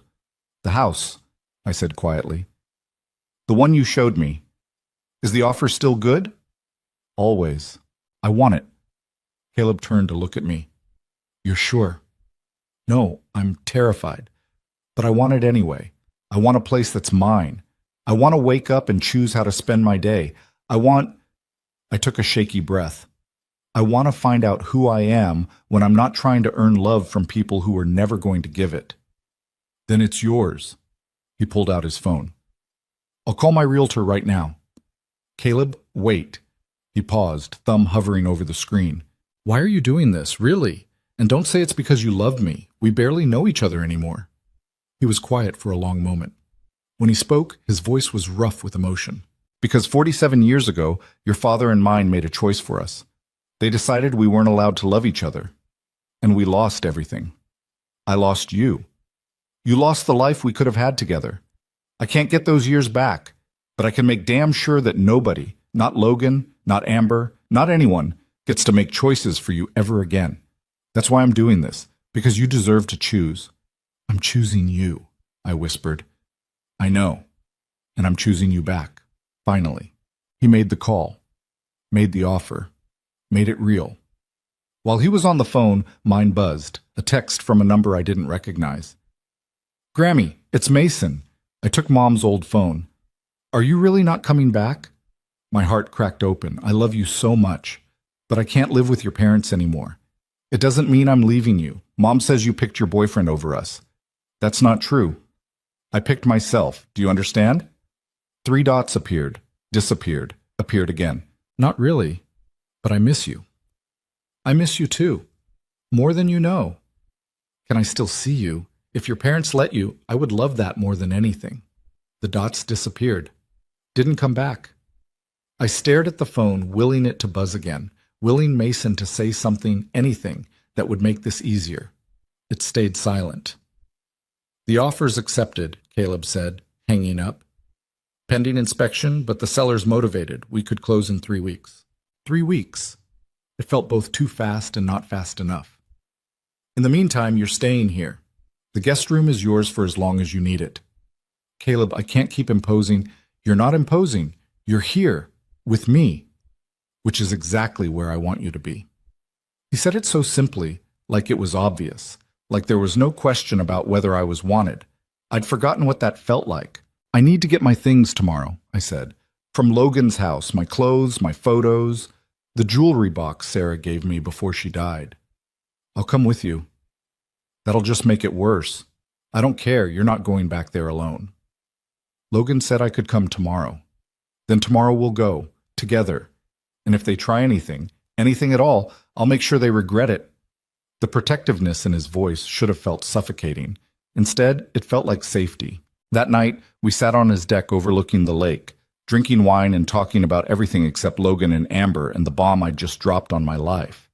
We talked about books and movies and whether pineapple belonged on pizza. We talked about his business and my hobbies I'd given up and dreams we'd both stopped dreaming somewhere along the way. And at some point, sitting there in the darkness with the stars reflected in the water, Caleb reached into his pocket and pulled out a small velvet box. I told you I kept it, he said quietly. My breath caught. He opened the box. Inside was a ring, simple, elegant, exactly what 17-year-old me would have chosen. A single diamond on a gold band, worn smooth with age and touch. I bought this in September of 1978, saved for 6 months working at my dad's shop. Was going to propose at Christmas. He turned the box toward me. Evelyn Mercer, I know this is insane. I know we've only reconnected 2 days ago, but I've loved you for 47 years and I don't want to waste any more time. So I'm asking now the way I should have asked then. Will you marry me? The world stopped spinning. Caleb, you don't have to answer now. You can think about it. Take all the time you need. I just wanted you to know that the offer stands. It's always stood. From 1978 until now, until forever. I looked at the ring, at the man holding it, at the life he was offering me, impossible, beautiful, terrifying. Yes, I said. He blinked. Yes? Yes, I'll marry you. I'm terrified and it's crazy and I don't know what I'm doing, but yes, I'll marry you. His smile could have outshone every star in the sky. He slipped the ring on my finger. It fit perfectly, like it had been waiting, and kissed me for the first time in 47 years. When we finally pulled apart, I was crying again. But this time, they were different tears.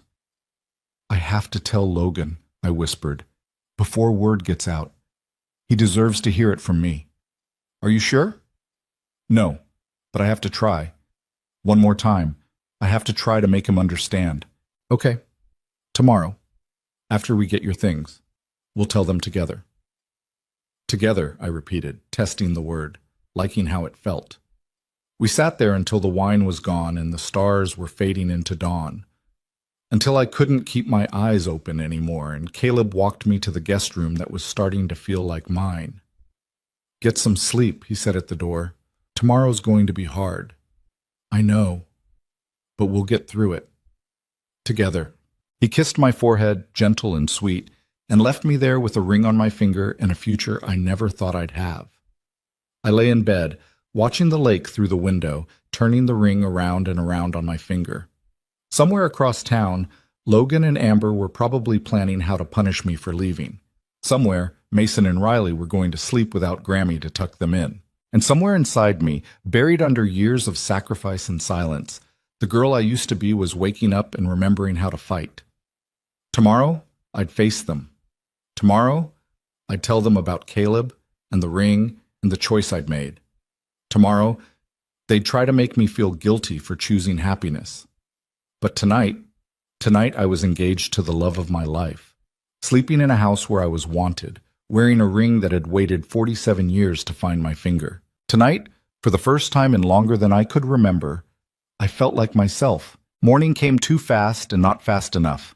I woke up with the ring still on my finger, sunlight streaming through windows that looked out at water instead of someone else's backyard, and the nauseating certainty that today was going to be one of the hardest days of my life. Caleb was already up, coffee made, breakfast on the table like he'd been awake for hours. Maybe he had been. Maybe he was as nervous as I was about what came next. "You don't have to do this today," he said, pouring me coffee. "We can wait. Give them time to cool down." "They're not going to cool down, and I need my things." I touched the ring, still getting used to its weight. "I need to tell them about this, before someone else does." "Someone else?" "That neighbor was watching yesterday. People talk." I'd rather Logan hear it from me than from gossip. Caleb's expression said he thought I was being too generous, but he didn't argue. Just nodded and started making a list of things we'd need. Boxes. Trash bags. Maybe his truck in case they tried to make me haul everything in multiple trips. The planning helped. Made it feel manageable, like a task instead of a trauma. We pulled up to Logan's house at 11. His car was in the driveway, which meant he'd taken the day off work. Waiting for me. Ready. "Last chance to turn around," Caleb said. "I can't. I know." We got out together. He carried the empty boxes, and I carried my dignity like a shield that kept threatening to slip. The front door opened before we reached it. Logan stood there, his face carved from stone. "You've got 1 hour," he said. "Take what's yours and leave." "Logan, I need to talk to you some—" "No, you need to get your shit and get out. That's it." "Please. Just 5 minutes." "You lost the right to my time when you chose him over your family." Caleb stepped forward, but I put a hand on his arm. This was mine to handle. "Fine. I'll get my things. But I'm telling you now so you hear it from me. Caleb and I are getting married." The words landed like grenades.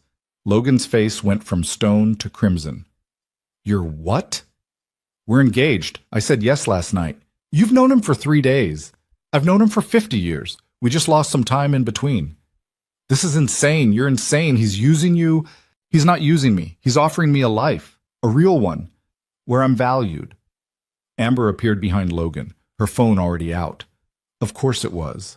Everything was content now. Everything was evidence. "So you're really doing this," she said, "running off to marry some rich guy you barely know, abandoning your great-grandchildren." "I'm not abandoning anyone. I'm choosing to live my own life." "By wearing his ring and playing dress-up like you're 20 years old again?" She gestured at my hand. "That's pathetic, Evelyn. You look pathetic." The words stung, but I didn't let them land. "I'm going to get my things now." "Fine. But the kids aren't here.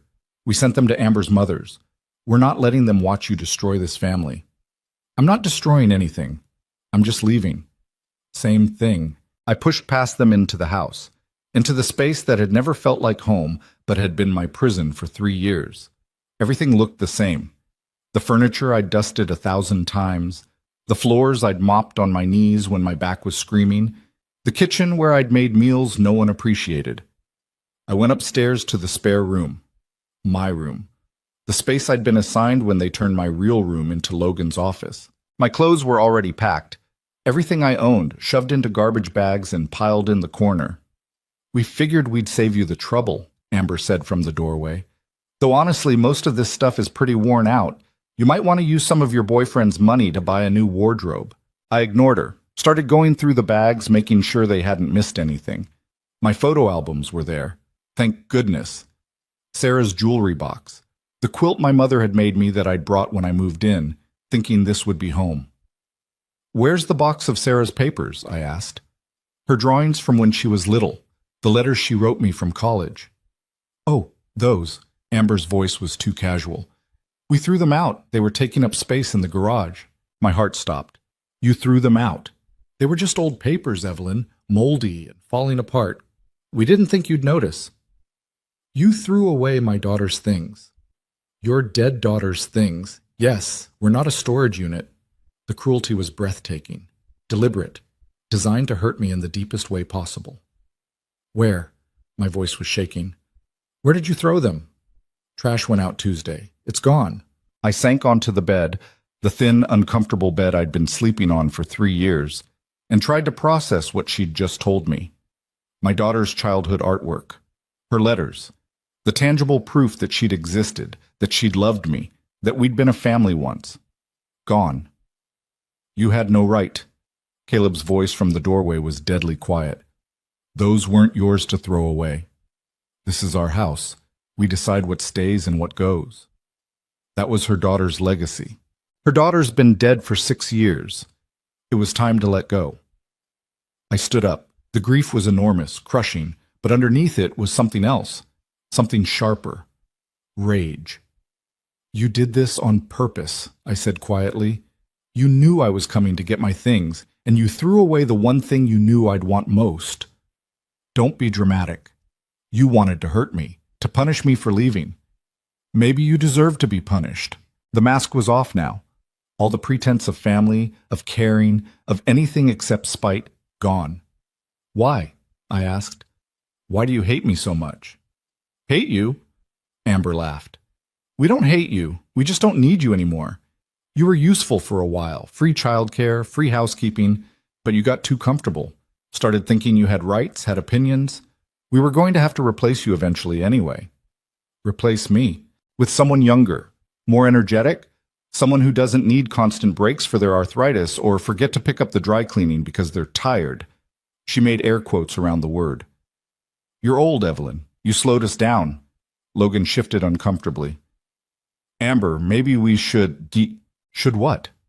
Pretend we're heartbroken she's leaving? We're not. This is better for everyone. She gets to play house with her sugar daddy, and we get to hire actual help that doesn't come with emotional baggage.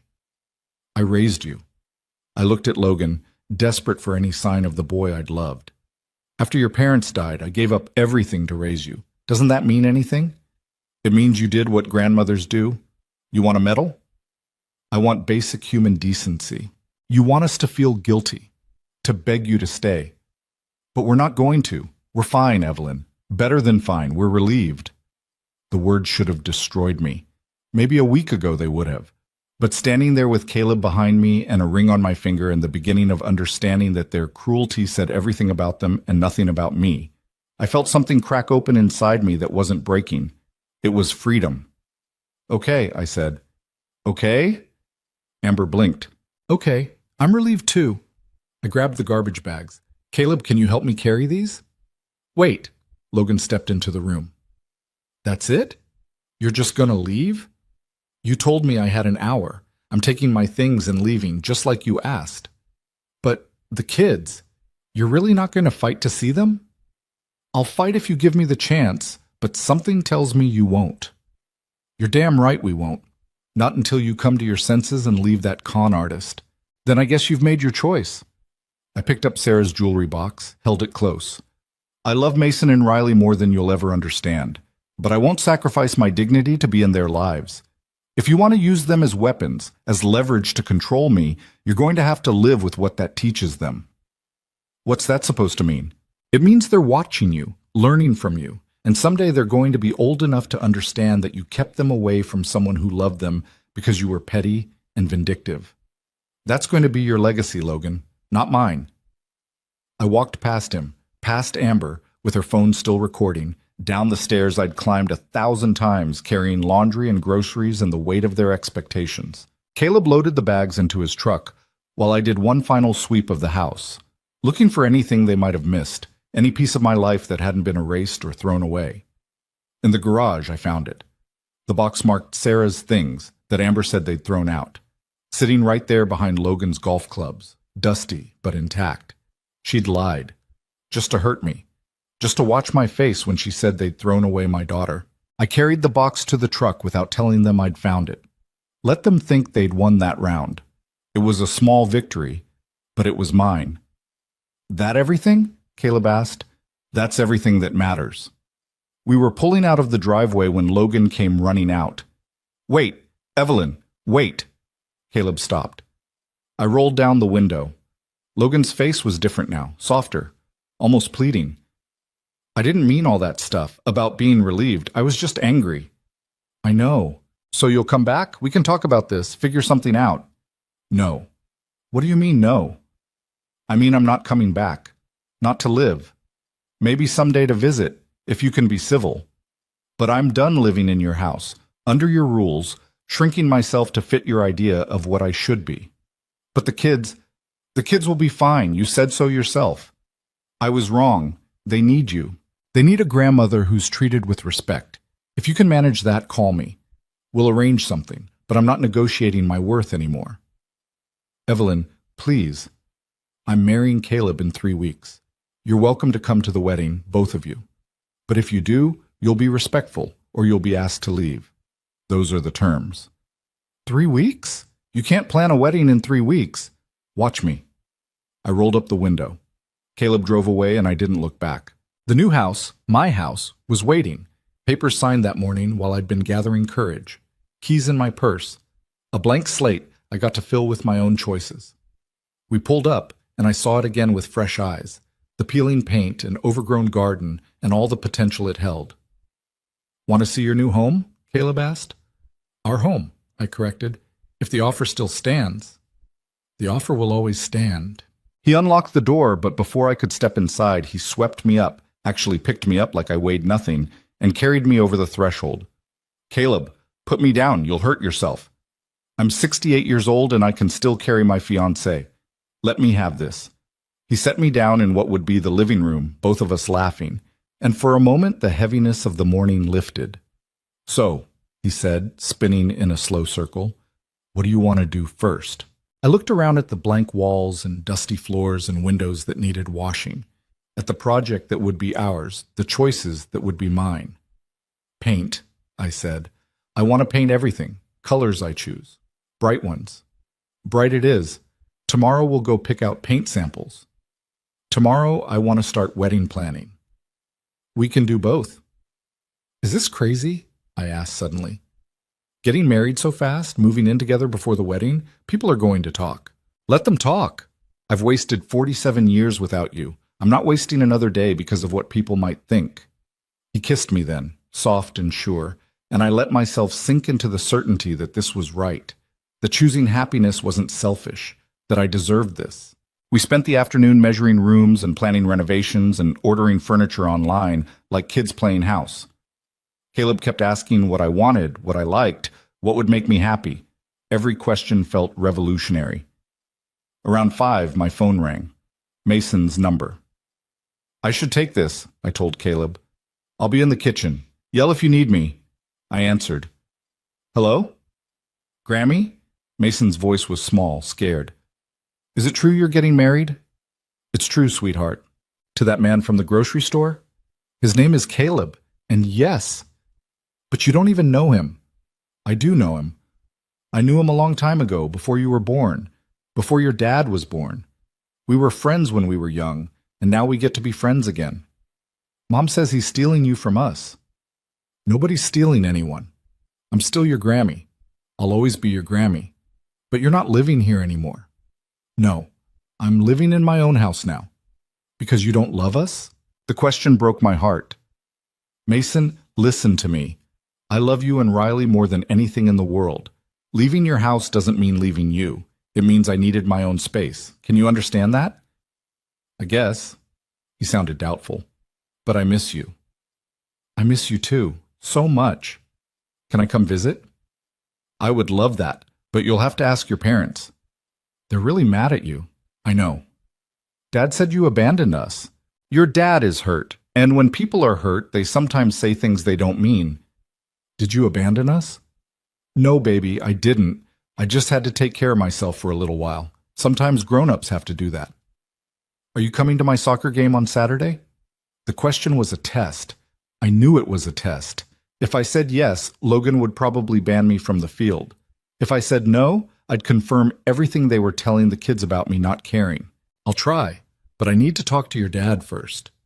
He won't let you come. He's really, really mad. Then I'll find another way to see you, I promise. Okay. He sounded resigned, like he'd already learned not to trust adult promises. I have to go. Mom's calling me for dinner. Mason, I love you. Remember that, okay? No matter what anyone says, I love you. Love you too, Grammy. He hung up. I sat there with the phone in my hand, tears streaming down my face, while Caleb came back and held me without saying anything. Because what was there to say? They were using the kids as weapons, and I was supposed to just take it. Supposed to sacrifice my happiness to maintain access to children I'd helped raise. We'll figure it out, Caleb said finally. We'll get a lawyer if we have to. Grandparents' rights. That'll just make it worse. Doing nothing will make it worse. They're counting on you being too scared to fight back. I am too scared to fight back. No, you're not. You're the woman who walked away from abuse, who chose herself, who said yes to marrying me even though it terrified her. You're brave, Evelyn. Braver than you know. I don't feel brave. Brave people never do. We ordered Chinese food for dinner, my choice. Something I wanted, not something someone else picked. We ate on the floor of my empty house, making plans and telling stories, and trying not to think too hard about what came next. Around 9, my phone buzzed with an email. From Logan's lawyer. My hands shook as I opened it. It was a cease and desist letter, ordering me to stop contacting Mason and Riley, claiming I was causing them emotional distress, threatening legal action if I came near their school or home or attempted to interfere with their parenting.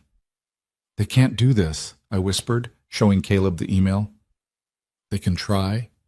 Doesn't mean they'll succeed. He was already on his phone. I'm calling my attorney. We'll fight this. It'll cost a fortune. I have a fortune. That's the point. Caleb? No. I'm not letting them bully you into submission. We're fighting back. His attorney answered on the second ring. They talked for 20 minutes while I sat there, numb, trying to process that my grandson, the boy I'd raised, who I'd loved more than my own life, was threatening to sue me for wanting to see my great-grandchildren. When Caleb hung up, his expression was grim. She says the letter is mostly posturing. They have no legal grounds to keep you from the kids unless they can prove you're actually dangerous. But getting visitation enforced will take time, months maybe. Months. Unless they back down first. They won't back down. They're too angry. Then we'll fight, and we'll win. Because you're not doing anything wrong, Evelyn. Wanting to be in those kids' lives isn't a crime. It feels like one. We drove back to Caleb's house, still home for a few more weeks until mine was ready, in heavy silence. I kept checking my phone, hoping for another message from Mason. Something that said he understood, that he didn't believe what they were telling him. Nothing came. That night, I lay in the guest room that was starting to feel like mine, staring at the ceiling, wondering if I'd made a terrible mistake. If choosing myself meant losing everyone I loved. The ring on my finger caught the moonlight, solid, real, a promise. Around midnight, there was a soft knock on my door. Evelyn, you awake? Caleb's voice. Yeah. He came in, sat on the edge of the bed. Can't sleep either? Keep thinking about the kids, about what they must think of me. They'll understand eventually, when they're older. What if they don't? What if I've lost them forever? Then you'll have lost them because their parents are toxic and vindictive, not because you did anything wrong. Doesn't make it hurt less. I know. He took my hand, the one with the ring, but we're going to build something good here, something real. And if those kids are smart, they'll find their way back to you. If not, he squeezed my hand. If not, you'll grieve it and move on. Because you're allowed to have a life, Evelyn. You're allowed to be happy even when other people aren't. That feels selfish. It's not. It's survival. He started to get up, but I held on to his hand. Stay, I said. Just for a little while. I don't want to be alone. So he stayed. Sat beside me in the darkness, holding my hand while I cried for everything I was losing and everything I was gaining and the impossible choice of having to pick between them. Somewhere around 2 a.m., I finally fell asleep. When I woke up, Caleb was gone, but there was a note on the nightstand, gone to pick up paint samples. Choose whatever colors make you happy. I love you. See, I read it 3 times, memorizing the words. The casual, I love you, like it was simple, obvious, not something that needed to be earned or fought for. My phone had a new message, from a number I didn't recognize. This is Amber's mother. I saw what happened. If you want to see the kids, bring them by my house on Sunday. I'll make sure they're there. Don't tell Logan. Hope bloomed in my chest, fragile and fierce. I texted back. Thank you. I'll be there. 3 dots appeared, then, what they're doing isn't right. Sarah would be ashamed of them. The mention of my daughter's name made me cry all over again, but this time they were different tears.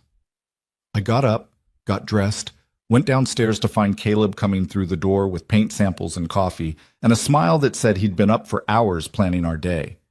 Ready to start building? He asked. I looked at the ring on my finger, at the man who'd waited for me, at the possibility of a future I'd stopped believing in. Yes, I said. I'm ready. We spent the day at the new house, painting sample squares on the walls. I chose yellow for the kitchen, bright, happy, nothing like the cold white of Logan's kitchen. Blue for the bedroom, green for what would be a reading room. Each choice felt like reclaiming a piece of myself. Around noon, Caleb's phone rang. He stepped outside to take it, came back looking thoughtful. That was the attorney. She wants to send Logan a letter, informing him that we're pursuing grandparent visitation rights and that any further harassment will be met with legal action. Will that help or make it worse? Probably make it worse in the short term, but it establishes a record, shows we're serious. Okay, do it. You're sure? No, but do it anyway. He made the call, set the wheels in motion. There was no going back now. We were painting the living room when someone knocked on the door. My heart jumped. Logan, ready for another fight, but it was a delivery person with an enormous bouquet of flowers. For Evelyn Mercer, they said. I took them, confused. Opened the card. Congratulations on your engagement. Wishing you every happiness. Margaret Chen. The name meant nothing to me at first. Then I remembered. The neighbor who'd been watching when Logan and Amber confronted us. The witness. People are rooting for you, Caleb said, reading over my shoulder. You're not as alone as you think. More flowers came over the next few days, from people I'd forgotten I knew, from the barista at the coffee shop who'd overheard our story, from Caleb's business associates who were, apparently, hopeless romantics. Each one felt like permission, like the world saying, yes, you deserve this, you made the right choice. Sunday came. I drove to Amber's mother's house with my heart in my throat. She met me at the door. A woman I'd seen at holidays but never really talked to. Her expression was kind. They're in the backyard, she said. I told them you were coming. They're excited. Thank you. I don't know how to thank you. Just love those babies. That's enough. Mason and Riley were on the swing set. When they saw me, they came running. Grammy! I caught them both, held them close, breathed in the scent of their shampoo and the sound of their laughter. I missed you so much, I whispered. We missed you too, Riley said. Are you really getting married? I am, in 2 weeks. Can we come? I looked at Amber's mother. She nodded. I would love that more than anything. We spent 2 hours in that backyard, playing and talking and pretending everything was normal. I told them about the new house, about Caleb, about how much I loved them. When it was time to go, Riley clung to me. Don't leave again, she begged. I have to, sweetheart, but I'll see you soon, I promise. At the wedding? At the wedding. I drove away with tears streaming down my face, and hope lodged so firmly in my chest I could barely breathe. The wedding was small, intimate. Just 30 people in Caleb's backyard with the lake as our backdrop. I wore a cream-colored dress I'd picked out myself. Caleb wore a suit that made him look distinguished and nervous and so handsome I couldn't believe he was mine. Amber's mother brought the kids. Logan and Amber didn't come. I didn't let it ruin the day. When Caleb slipped that ring on my finger, the one he'd carried for 47 years, and promised to love me for whatever time we had left, I believed him. When I promised the same thing back, I meant it with every broken, healing piece of my heart. We danced to the song we'd danced to in high school, cut a cake I'd chosen, toasted with champagne under stars that witnessed both our beginning and our beginning again. Mason and Riley were there for all of it, dancing, laughing, seeing their Grammy happy. That was worth everything. As the night wound down and guests filtered away, I stood at the edge of the lake with my husband, and looked at the life I'd built from the ashes of the old one. Any regrets? Caleb asked. Not one? Not even them. I love those kids. I'll fight for those kids, but I won't sacrifice myself to be in their lives. Not anymore. That's my girl. We went home to my house, our house, and fell asleep in a bed we'd picked together, in a room we'd painted together, in a life we'd built from choice instead of obligation. And for the first time in longer than I could remember, I didn't wake up wondering what someone else needed from me. I woke up wondering what I wanted. The answer was simple. This. Exactly this. 3 months into marriage, I learned what it meant to wake up without dread. No immediate mental checklist of other people's needs. No calculating how to avoid conflict before I'd even had coffee. Just Caleb beside me, the lake outside our window, and the revolutionary quiet of a life I'd chosen. The house was finished now. Yellow kitchen with windows I'd picked. Reading room with shelves Caleb had built himself. A garden I was planning for spring, full of flowers I actually liked instead of the practical vegetables Logan had always insisted I grow. Every room was a choice. Every choice was mine, but the piece was fragile. I knew it was fragile because Logan's lawyer kept sending letters, and mine kept responding, and the legal fees were piling up even though Caleb insisted he didn't care about the cost. I cared. I cared that my grandson hated me enough to spend thousands of dollars keeping me away from his children. Stop reading those, Caleb said one morning, finding me at the kitchen table with the latest letter. They're designed to upset you. I need to know what they're saying. They're saying the same thing they've been saying for 3 months, that you're a danger to the children, that your erratic behavior and questionable relationship choices make you unfit for unsupervised visitation. Maybe they're right. Don't. His voice was sharp. Don't let them make you doubt yourself. That's what they want. I got married 3 weeks after reconnecting with you. That is pretty erratic. It's brave. There's a difference. I wanted to believe him. Some days I did. Other days I woke up convinced I'd made a terrible mistake, that I should crawl back and apologize and beg for scraps of their approval. Those were the hard days. But even on the hard days, I didn't go back. The kids and I had developed a system. Amber's mother, Margaret, I'd learned her name was Margaret, would invite them over every other Sunday. I'd happen to stop by. We'd spend 2 hours pretending it was coincidence, pretending Logan didn't know, pretending this was normal. It wasn't normal, but it was something. Riley had started drawing pictures of the new house. Grammy's yellow kitchen, she'd label them. Mason had asked twice if he could spend the night sometime. I'd said maybe, knowing Logan would never allow it, hating myself for the hope I saw die in his eyes. We can't keep doing this, I told Margaret one Sunday while the kids played in her yard. This sneaking around. They're going to find out eventually. Probably. She handed me coffee, settled into the porch swing beside me. But what's the alternative? Logan's not going to budge, and those kids need you. Do they?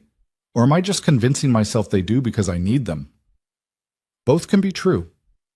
I watched Mason push Riley on the swing, his small face so serious, so much older than 7. He'd grown up too fast. They both had.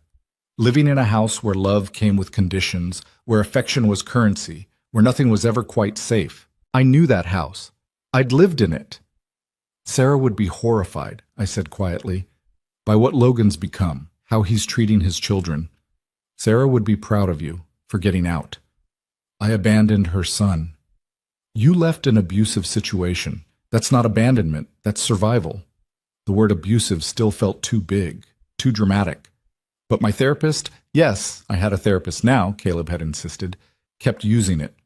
Financial abuse, emotional abuse, exploitation. Abuse is what happens to other people, I told her the first session. Abuse is what happened to you, she'd corrected. And recognizing that doesn't make you weak. It makes you informed. I was trying to be informed, trying to understand how I'd let it get so bad, trying to forgive myself for staying as long as I had. Some days were easier than others. "Grammy!" Riley ran over, breathless. "Can you come see what we built?" I followed her to an elaborate fort made of sticks and determination. Let her show me every detail, explain the complex rules of whatever game they'd invented. Pretended my heart wasn't breaking knowing I'd have to leave in an hour and wouldn't see them again for 2 weeks. When it was time to go, Mason walked me to my car. "Why can't you just come to our house?" he asked. "Like before?" "Your dad and I had a disagreement. We're still working it out." "About you getting married?" "About a lot of things." "I like Caleb." He said it quietly, like a confession. "He seems nice. He let me help paint the fence last time." I hadn't known about that. Caleb hadn't mentioned that Mason had visited the house, our house, while I was at a doctor's appointment. "He's nice," I said carefully. "I'm glad you got to spend time with him. Dad says he's stealing you from us, but you seem happier now, less sad." Out of the mouths of children. "I am happier," I admitted. "That doesn't mean I love you any less." "I know." He kicked at the gravel. "I just wish Dad knew, too." I hugged him goodbye, drove away with tears in my eyes and Mason's words echoing in my head. That night, I told Caleb about the conversation. "He came by to see the fence," Caleb explained. "Margaret brought both kids. I didn't want to tell you in case it didn't happen again. Didn't want to get your hopes up." "Are they coming back?" "Margaret says yes, as long as Logan doesn't find out." "This is ridiculous. We're sneaking around like criminals. These are my great-grandchildren." "I know." "I should just show up at their house, demand to see them." "The restraining order is bullshit and you know it." "I do know it, but violating it will only make things worse." He was right. I hated that he was right. We were finishing dinner when my phone rang. Unknown number. I almost didn't answer, but something made me pick up. "Hello? Evelyn, it's David Chen, Margaret's husband." My stomach clenched. Margaret's husband never called. "Is everything okay? The kids are fine, but there's something you should know. Logan came by today. He knows about the Sunday visits." The world tilted. "How?" Riley mentioned the fence painting. He put 2 and 2 together. David's voice was grim. "He's threatening to cut us off from the kids if we keep facilitating contact. Says we're undermining his parenting." "I'm sorry. I never meant to put you in this position." "Don't apologize. We made our choice. But I wanted you to know, we're not backing down. If Logan wants to keep those kids isolated, he's going to have to work harder than this." "David, I can't ask you to—" "You're not asking. We're offering. Margaret saw what they did to you, how they treated you. She's not about to let them do the same thing to those children." After he hung up, I sat there with the phone in my hand trying to process what this meant. "We need to escalate," Caleb said. "File for formal visitation rights. Stop playing by their rules." That could take years, or it could take months, but doing nothing guarantees they win. What if we lose? What if we win? I looked at him. My husband, my partner, the man who'd spent 47 years waiting and now wouldn't let me quit. "Okay," I said. "Let's fight." The next morning we met with the attorney, filed formal paperwork for grandparent visitation rights. It felt like declaring war. Logan's response came within 48 hours. A counter-filing claiming I'd abandoned the children, that my sudden marriage indicated mental instability, that exposure to me would be psychologically harmful. Reading his words, his clinical, calculated words designed to paint me as dangerous, I felt something shift inside me. I wasn't sad anymore. I was angry. "He's using the kids as weapons," I told the attorney. "Everything he's doing is about punishing me, not protecting them." "I know, and we're going to prove that." "How?" "By documenting everything. Every letter, every threat, every time they've used the children to manipulate you. We'll build a case that shows the pattern." It sounded simple. It wasn't. For the next 6 weeks, I relived every humiliation. Wrote down every incident of financial exploitation, emotional manipulation, casual cruelty. The attorney interviewed Margaret, the neighbors, the grocery store manager who'd witnessed that first confrontation. Caleb sat with me through all of it, held my hand when the memories got too heavy, reminded me why we were fighting. "For Mason and Riley," I'd say. "For you," he'd correct. You deserve to be in their lives. That's what we're fighting for.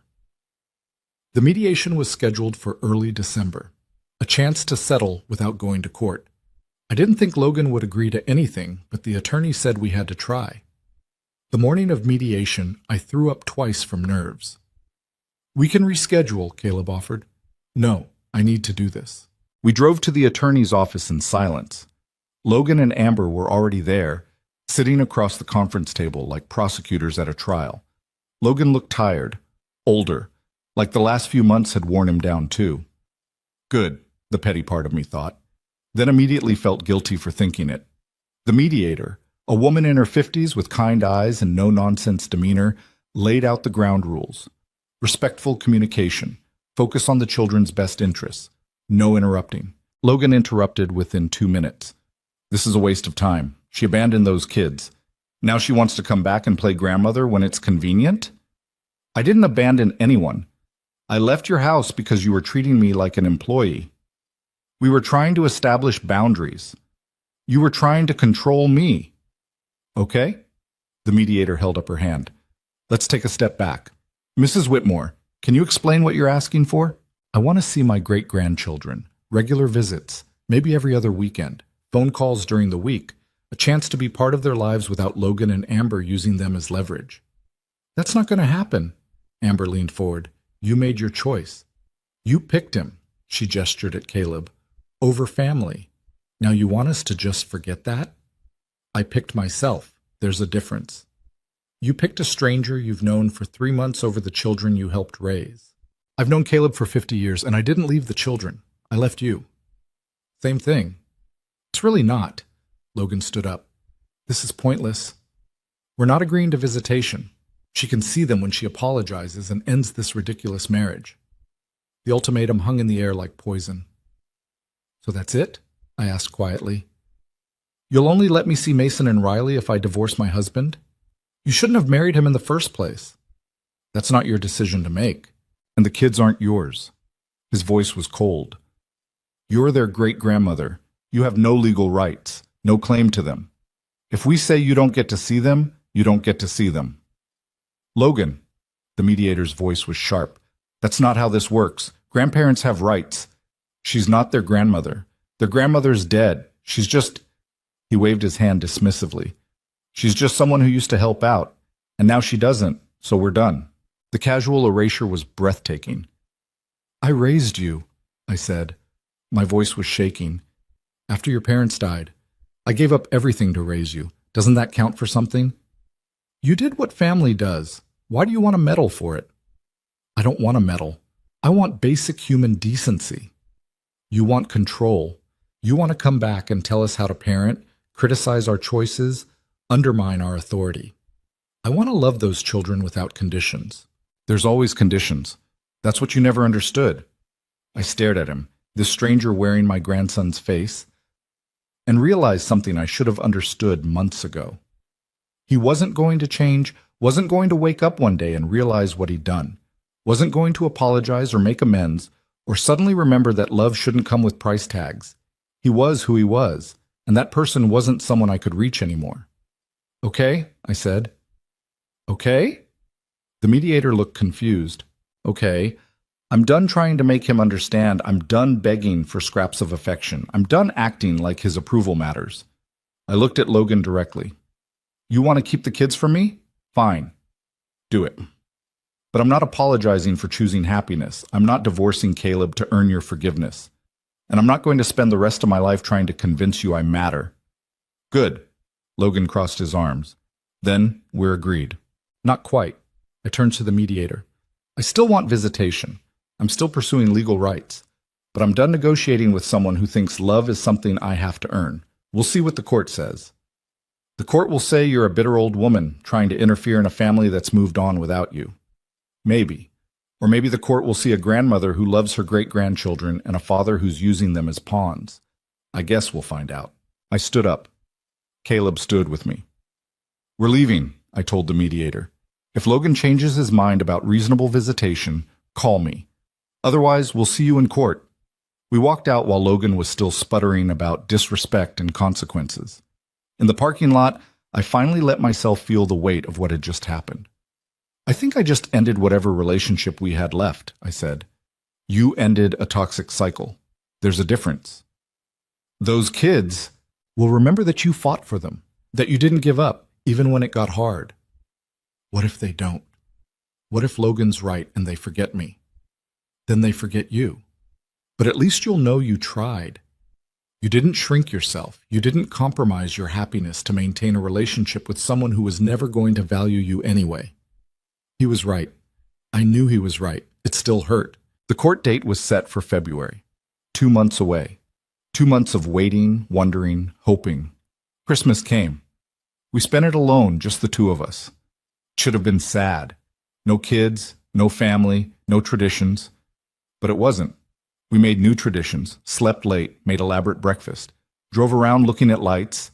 Caleb gave me a necklace with a small pendant, a house, to represent the home we'd built. I gave him a photo album I'd been making, pictures of us from high school that I'd tracked down, pictures of our wedding, pictures of the life we were building. To remember, I wrote on the first page, that some love is worth waiting for. We were cleaning up wrapping paper when the doorbell rang. I opened it to find Mason standing there, shivering in a too-thin jacket, with a backpack slung over his shoulder. Mason, how did you get here? I took the bus. I saved my allowance. He was crying. I had to see you. It's Christmas, and you weren't there. And Dad said, we're never going to see you again. And I needed to see you. I pulled him inside, wrapped him in a blanket, tried to process what was happening. Does your dad know where you are? No, I snuck out. He's going to be so mad. Mason, we have to call him. He's probably terrified. I don't care. I wanted to see you. My heart was breaking and soaring at the same time. Caleb was already on the phone with Logan. I could hear the shouting from across the room. He's safe, Caleb said firmly. He's here, he's fine, and you can come get him, but you need to calm down. More shouting. I understand you're upset, but maybe, just maybe, you should ask yourself why your 7-year-old son felt like he had to run away to see his great-grandmother. He hung up, looked at me. They're on their way, and they're furious. I'm sorry, Grammy. Mason was sobbing now. I didn't mean to get you in trouble. I just missed you so much. Oh, baby, you didn't get me in trouble. You're never trouble. I held him while he cried, fed him cookies, let him tell me about school and soccer and how much he hated that Grammy wasn't there anymore. Dad says you don't love us anymore, he said quietly, that you picked Caleb over us. That's not true. I love you more than anything. Then why don't you come back? Because your dad and I can't agree on how I should be treated, and I can't live somewhere I'm not respected. I respect you. I know you do, sweetheart. Can I stay here? Live with you and Caleb? The question gutted me. Your dad would never allow that. But if he would, then I'd love nothing more. But you belong with your parents, Mason, even when things are hard. He looked so small, so lost. When Logan and Amber arrived, they came in like a storm. What the hell were you thinking? Logan grabbed Mason's arm. You could have been kidnapped, hurt, killed. I wanted to see Grammy. So you run away on Christmas? You said I couldn't see her ever again. That's not... Logan stopped, looked at me. His expression was a mess of anger and something else, something that might have been shame if he'd let it surface. This is your fault, putting ideas in his head. I didn't ask him to come here. He showed up on his own.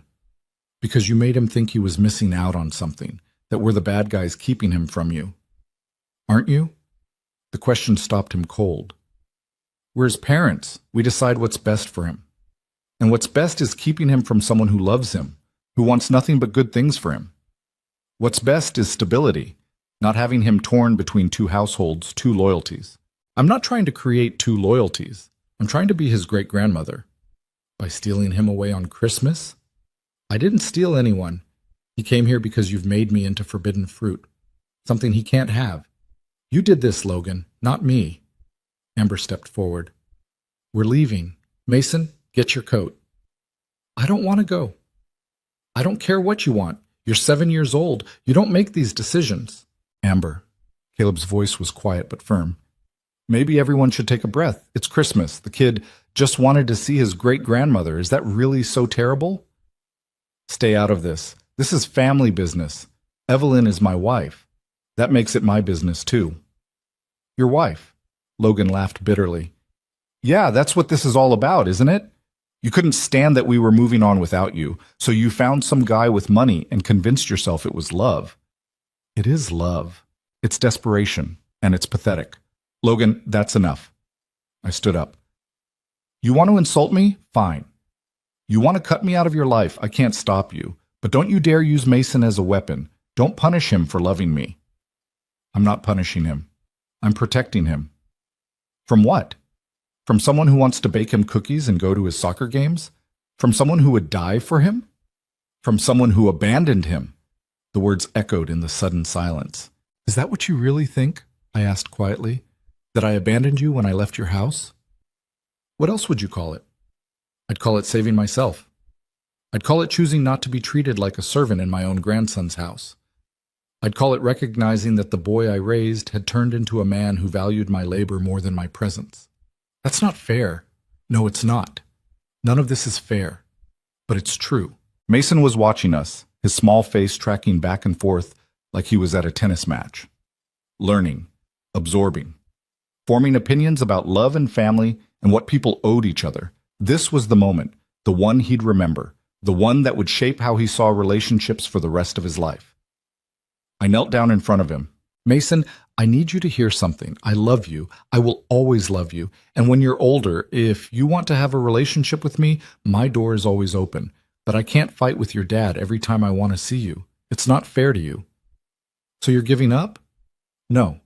I'm choosing peace. There's a difference. I hugged him one more time, whispered that I loved him. Let him go. Logan grabbed his hand, dragged him toward the door, but at the threshold, he stopped. I'm sorry, he said. Not to me. To the floor. I'm sorry for how we treated you.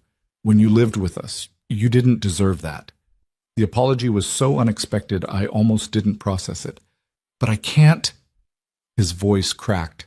I can't let you back in. Not right now. Maybe not ever. It hurts too much. What hurts? Knowing you picked him over us. That we weren't enough. And there it was. The real wound. Not that I'd left, that I'd chosen something, someone else. Logan. I stepped toward him. I didn't pick Caleb over you. I picked myself. I picked a life where I wasn't constantly trying to earn approval that was never going to come. That's not about you. It's about me finally realizing I deserve better.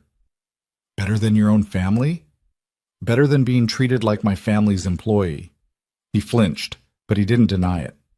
We should go, Amber said, tugging his arm. They left. Mason looked back once, his face streaked with tears before the door closed. I stood there in the sudden silence, trying to figure out if what had just happened was a step forward or a complete disaster. He apologized, Caleb said quietly. He did. That's something. It's not enough. No, but it's a start. I wasn't sure I believed him, but I wanted to. The court case moved forward. Depositions, evidence, character witnesses who testified that I'd been a loving, involved great-grandmother until Logan had cut me off. Logan's attorney argued I'd abandoned the children, that my impulsive marriage showed poor judgment, that my presence would be disruptive. My attorney argued that Logan was using the children to punish me for leaving an abusive situation, that his actions were about control, not protection, that Mason literally running away to see me proved the children wanted a relationship. The judge, a woman in her 60s who'd probably seen 1,000 family disputes, listened to it all with an impassive expression. Then she asked to speak to Mason. In chambers. Alone. We waited in the hallway for 45 minutes while she interviewed him. I tried not to think about what he was saying, what Logan had coached him to say. When they finally came out, the judge's expression was unreadable. I'm going to take this under advisement, she announced. You'll have my decision in 2 weeks. 2 weeks felt like a lifetime. I spent them gardening, planning the spring planting, trying not to obsess over what the judge had asked Mason, what he'd answered, what it all meant. Caleb was patient, steady, reminded me that we'd done everything we could. Whatever happens, you fought, he said. You didn't just roll over. That matters. What if I lose? Then we try again. Or we wait until Mason's old enough to choose for himself. But we don't give up. The decision came on a Tuesday, via email. Clinical and impersonal and absolutely life-changing. The judge had granted supervised visitation. 4 hours, twice a month, at a neutral location, with a social worker present to ensure the children's safety. It was insulting. The implication that I needed supervision, that I was somehow dangerous. But it was something. We can appeal, the attorney said. Push for unsupervised visits, more time. No. I looked at Caleb, at the lake outside our window, at the life I'd built that didn't revolve around fighting. No, this is enough. For now. The first supervised visit was awkward. The social worker, a cheerful woman in her 30s named Andrea, sat in the corner of the community center playroom, taking notes while Mason and Riley and I tried to pretend this was normal.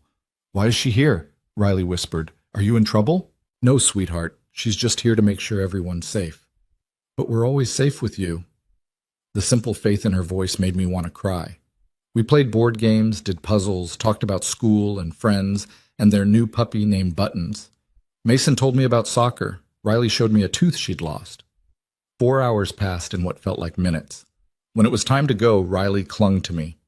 Can't you just come home? She asked. Please? I miss you. I miss you too, baby. But this is how it has to be right now. Because Dad's mad at you? Because Dad and I are figuring things out. When will you figure it out? I don't know.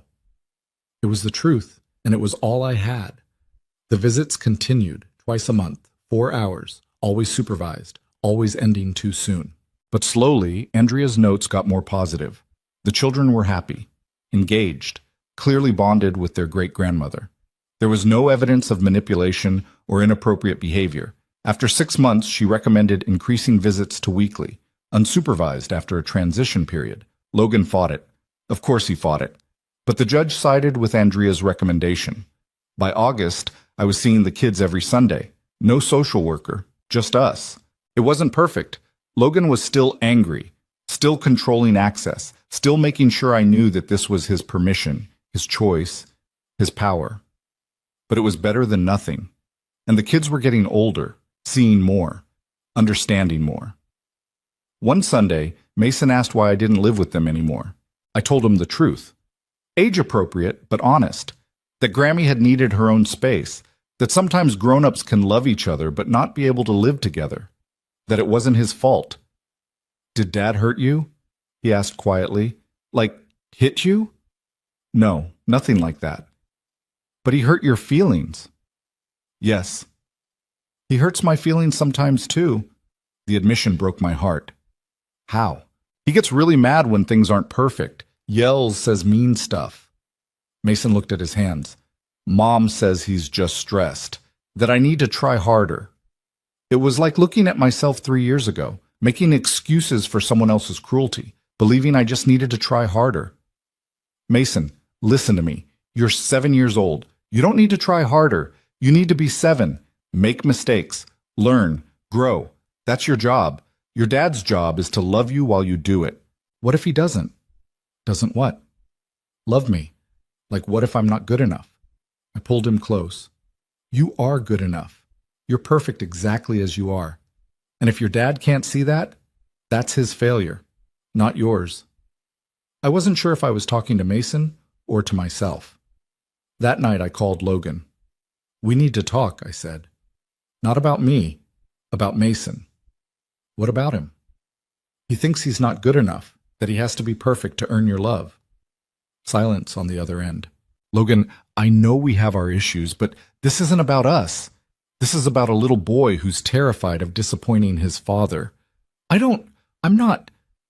He sounded shaken. I don't mean to make him feel that way. I know, but you are. And it's going to damage him if you don't fix it.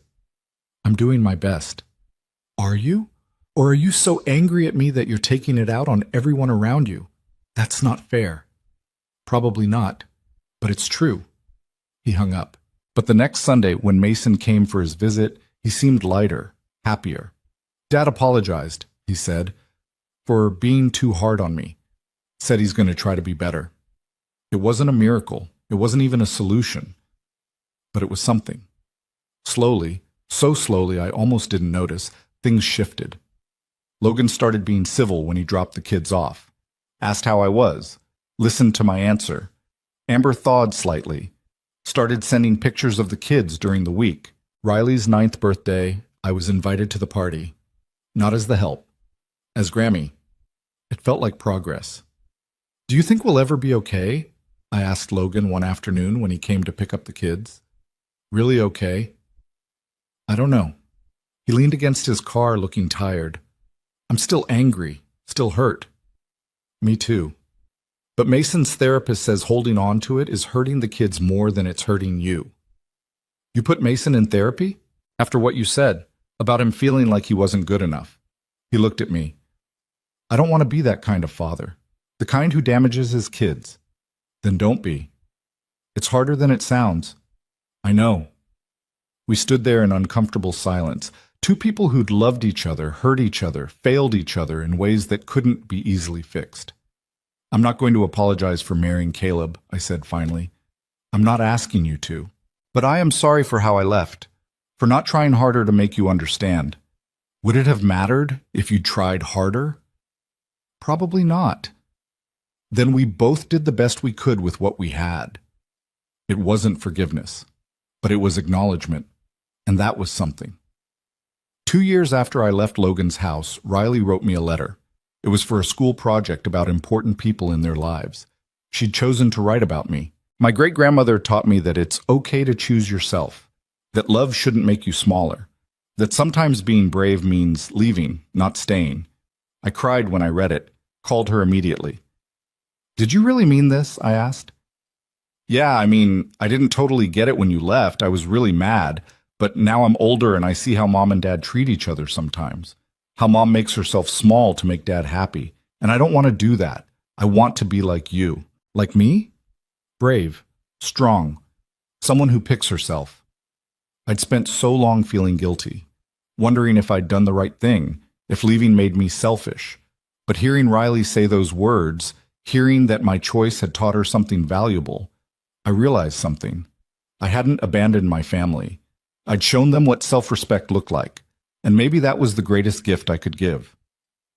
3 years after marrying Caleb, I woke up on a Sunday morning to find him watching me. What? I asked, self-conscious. Just thinking how lucky I am that you came back, that we got this time. We lost 47 years, but we got these 3, and however many more we have. He kissed my forehead. No regrets? Not one. It was true. Even the hard parts, the legal battles, the estrangement, the supervised visits were worth it, because they'd led me here, to a house I loved, a man who valued me, a life built on choice instead of obligation. The doorbell rang. Mason and Riley arriving for their weekly visit. They were older now. Mason almost 10, Riley 7, old enough to understand more than they used to, young enough to still need Grammy. We brought buttons, Riley announced, dragging in their puppy. And homework. Mason made a face. Dad said you're good at math. We spent the afternoon doing long division and playing fetch and making cookies that actually turned out edible. At dinner, Caleb grilled. I made salad. The kids set the table. I looked around at this mismatched family we'd created and felt something I'd almost forgotten. Peace. Not the absence of conflict. We still had that. Logan was still difficult. Amber was still cold. The relationship was still complicated. But peace in knowing I'd made the right choice, that choosing myself hadn't been selfish, that I'd modeled something important for these kids about boundaries and self-worth and refusing to accept crumbs when you deserved the whole meal. Grammy? Riley looked up from her cookie. Can I ask you something? Of course. Do you think you'll ever live with us again, like before? No, sweetheart, this is my home now. But don't you miss us? Every day. But I can miss you and still need my own space. Both things can be true. She thought about it. Like how I miss you during the week, but I'm still happy at home? Exactly like that. Okay. She went back to her cookie. Crisis averted. Lesson learned. After the kids left, Caleb and I sat on the deck watching the sunset over the lake. You did good today, he said. I didn't do anything special. You showed them what healthy boundaries look like. That's everything. I leaned into him, this man who'd waited, who'd fought, who'd helped me remember I was worth fighting for. Thank you, I said. For what? For seeing me when I'd forgotten how to see myself. For not letting me settle. For loving me enough to make me fight for my own happiness. That's not something to thank me for. That's just love. He was right. That was just love. Real love. The kind that built you up instead of tearing you down. That challenged you to be better without making you feel less. The kind I'd waited 67 years to find again. My phone buzzed. A text from Logan. Thanks for today. The kids had fun. And Mason finished his homework without a fight for once. It was small, but it was something. I texted back, anytime, that's what grandmothers are for. The response came quickly. I know. I'm sorry it took me so long to remember that. It wasn't everything. We'd probably never have the relationship I'd wanted. The one where he called me mom and asked my advice and made me feel like family instead of an obligation. But it was honest, and honest was enough. I looked at the ring on my finger, the one Caleb had carried for 47 years, the one that represented patience and faith and the stubborn belief that some loves were worth waiting for. Then I looked at the house behind us, the one I'd painted yellow because I wanted to, the one filled with books I'd chosen and furniture I'd picked and space that was mine. This was what winning looked like. Not perfect, not neat, not the ending I'd imagined when I first walked away from Logan's house with my life in garbage bags, but real. And mine, and built on the foundation of choosing myself. For the first time in longer than I could remember, I wasn't living for someone else's approval, wasn't shrinking myself to fit their expectations, wasn't trading my dignity for access to their love. I was just living, building a life I wanted, loving people who loved me back without conditions. And that was worth every hard conversation, every legal battle, every moment of doubt. Because the greatest gift I could give those kids wasn't sacrificing myself to stay in their lives. It was showing them that they never had to. The sun set over the lake, painting everything gold. Caleb held my hand. The house behind us waited, warm and welcoming, and ours. And for the first time in my 67 years, I understood what it meant to be home. Not a place, not a person, but the quiet certainty that I was exactly where I belonged.